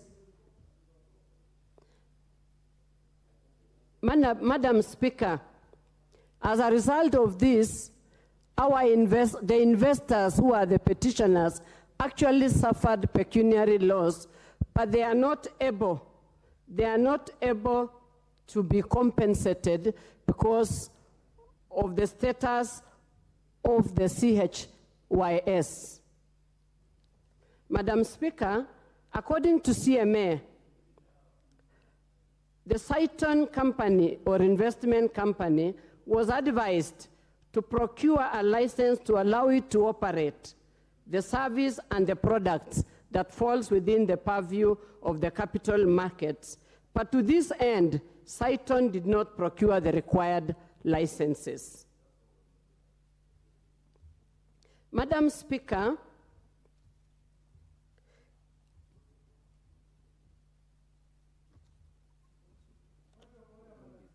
Honorable members. Madam Speaker. I don't know why you're opposing Honorable Janet. Continue. Madam Speaker, CMA observed financial service institution offering unregulated cash management product that would pool funds from the public for a guaranteed return. Hence, CHYS was not within the mandate of the CMA. Therefore, the CHYS duped the public actually by allowing them to invest their money in that institution or in that investment company, contrary to the provisions of Capital Market Securities Public Offers Regulation 2020. Madam Speaker, the investors who are the petitioners actually lost their hard-earned money into this Siton institution, and therefore suffered pecuniary loss due to failure by the stockbroker who was licensed to meet contractual obligation and to pay the beneficiaries. Madam Speaker, according to Section 18 of the Capital Markets Act and Regulation 64 of the Capital Marketing Licensing Requirements, it provides that investors in capital markets are entitled for compensation from the fund if they suffer pecuniary loss resulting from the failure of a licensed stockbroker. And listening to this, you realize that the investors who actually brought in the petition actually suffered pecuniary loss through the CHYS and are therefore not liable for compensation from the fund as the product is unregulated. And Madam Speaker, Siton Investment Management continue to engage in extremely aggressive advertising and marketing using words, statements, phrases that is construed to be enticing and luring unsuspecting Kenyans into buying or taking up the products as advertised and marketed without sufficient notice and information, contrary to consumer protection laws.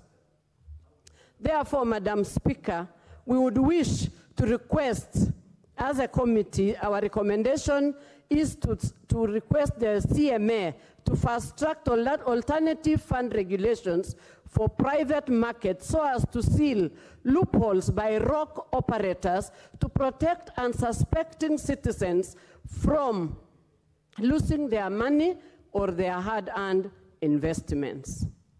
Madam Speaker, we recommend that Madam Speaker, it is imperative that the CEO of Siton Investment, Mr. Edwin Harold Diane Dande, be held personally liable for the loss of investors' money and mismanagement, hence secure timely refund of investors and or depositors' money. Madam Speaker, the DCI should undertake thorough investigation into the affairs and matters raised by the petitioners and prefer criminal prosecution against any person found culpable. Madam Speaker, the DCI should also investigate the relationship between the Madam Speaker, between Siton and Capital Markets Authority between 2015 and 2021. And Madam Speaker, the DCI should also investigate the business dealings of the 49 SPVs, special purpose vehicle, including their assets and liabilities. And also, Madam Speaker, the DCI should investigate the dealings of the CEO, the assets and liabilities, so that, Madam Speaker, they can bring to book any person that is culpable to the losses of the investors into this institution. Madam Speaker, all said, we would wish to actually... Honorable Janet, you have 30 seconds. Properly second the motion. Madam Speaker, I wish to second this motion and also pass it, the motion to be debated so that our citizens can be guarded from any other losses in future. Thank you, Madam Speaker. I second the motion. Thank you, honorable members. I therefore propose that this House adopts the report of the Public Petitions Committee on its consideration of a public petition number 7 of 2022 regarding probable loss of investment in Siton High Yield Solution Platform laid on the table of the House on Thursday, 4th May 2023. Honorable members, the debate on this motion will be on the next day because under our standing orders, the motion moved by Ken Chonga, which is an adjournment motion, is scheduled to start at 6 o'clock. So I will give the next chance to Honorable Ken Chonga.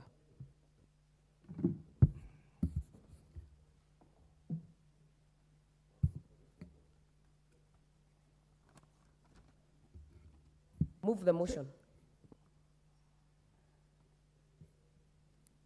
I need to be guided, Madam Speaker. Honorable member, you rose on your place, and you garnered proper support for an adjournment motion, which was scheduled by the Speaker for 6 p.m. Exactly. I have now given you the chance to move the motion. Thank you, Madam Speaker. Madam Speaker, considering the rate at which the prices of fuel are changing and rising high nearly every day, a concern among the Kenyans has come as to what could be done, despite the fact that we are aware that the global prices of fuel are going up. There is need for the government to come up with concrete measures, given the fact that as a result of these high skyrocketing prices, there are too far much effects that go along with it. As you know, Madam Speaker, fuel is actually the driver of every economy. In a situation where the prices of fuel are high, it compels the populace, therefore, to spend more on fuel than to have anything to keep as a saving. There are so many effects. You look at the cost of living, you look at the cost of transport, you look at the cost of production, you look at the growth in terms of the economy, all which relies on matters of fuel, find that these ones are unable to achieve. It is indeed for that matter, therefore, I felt that this is a matter of urgent national reporters for this House to stand and debate on. I therefore, Madam Speaker, wish to move this motion and give an opportunity for the members. Honorable members, as you're aware, under Standing Order 33, this motion only has 5 minutes for every member, regardless of the ranking or position. Only the mover who would take 10 minutes. What is out of order, Honorable Member for Gatundu North?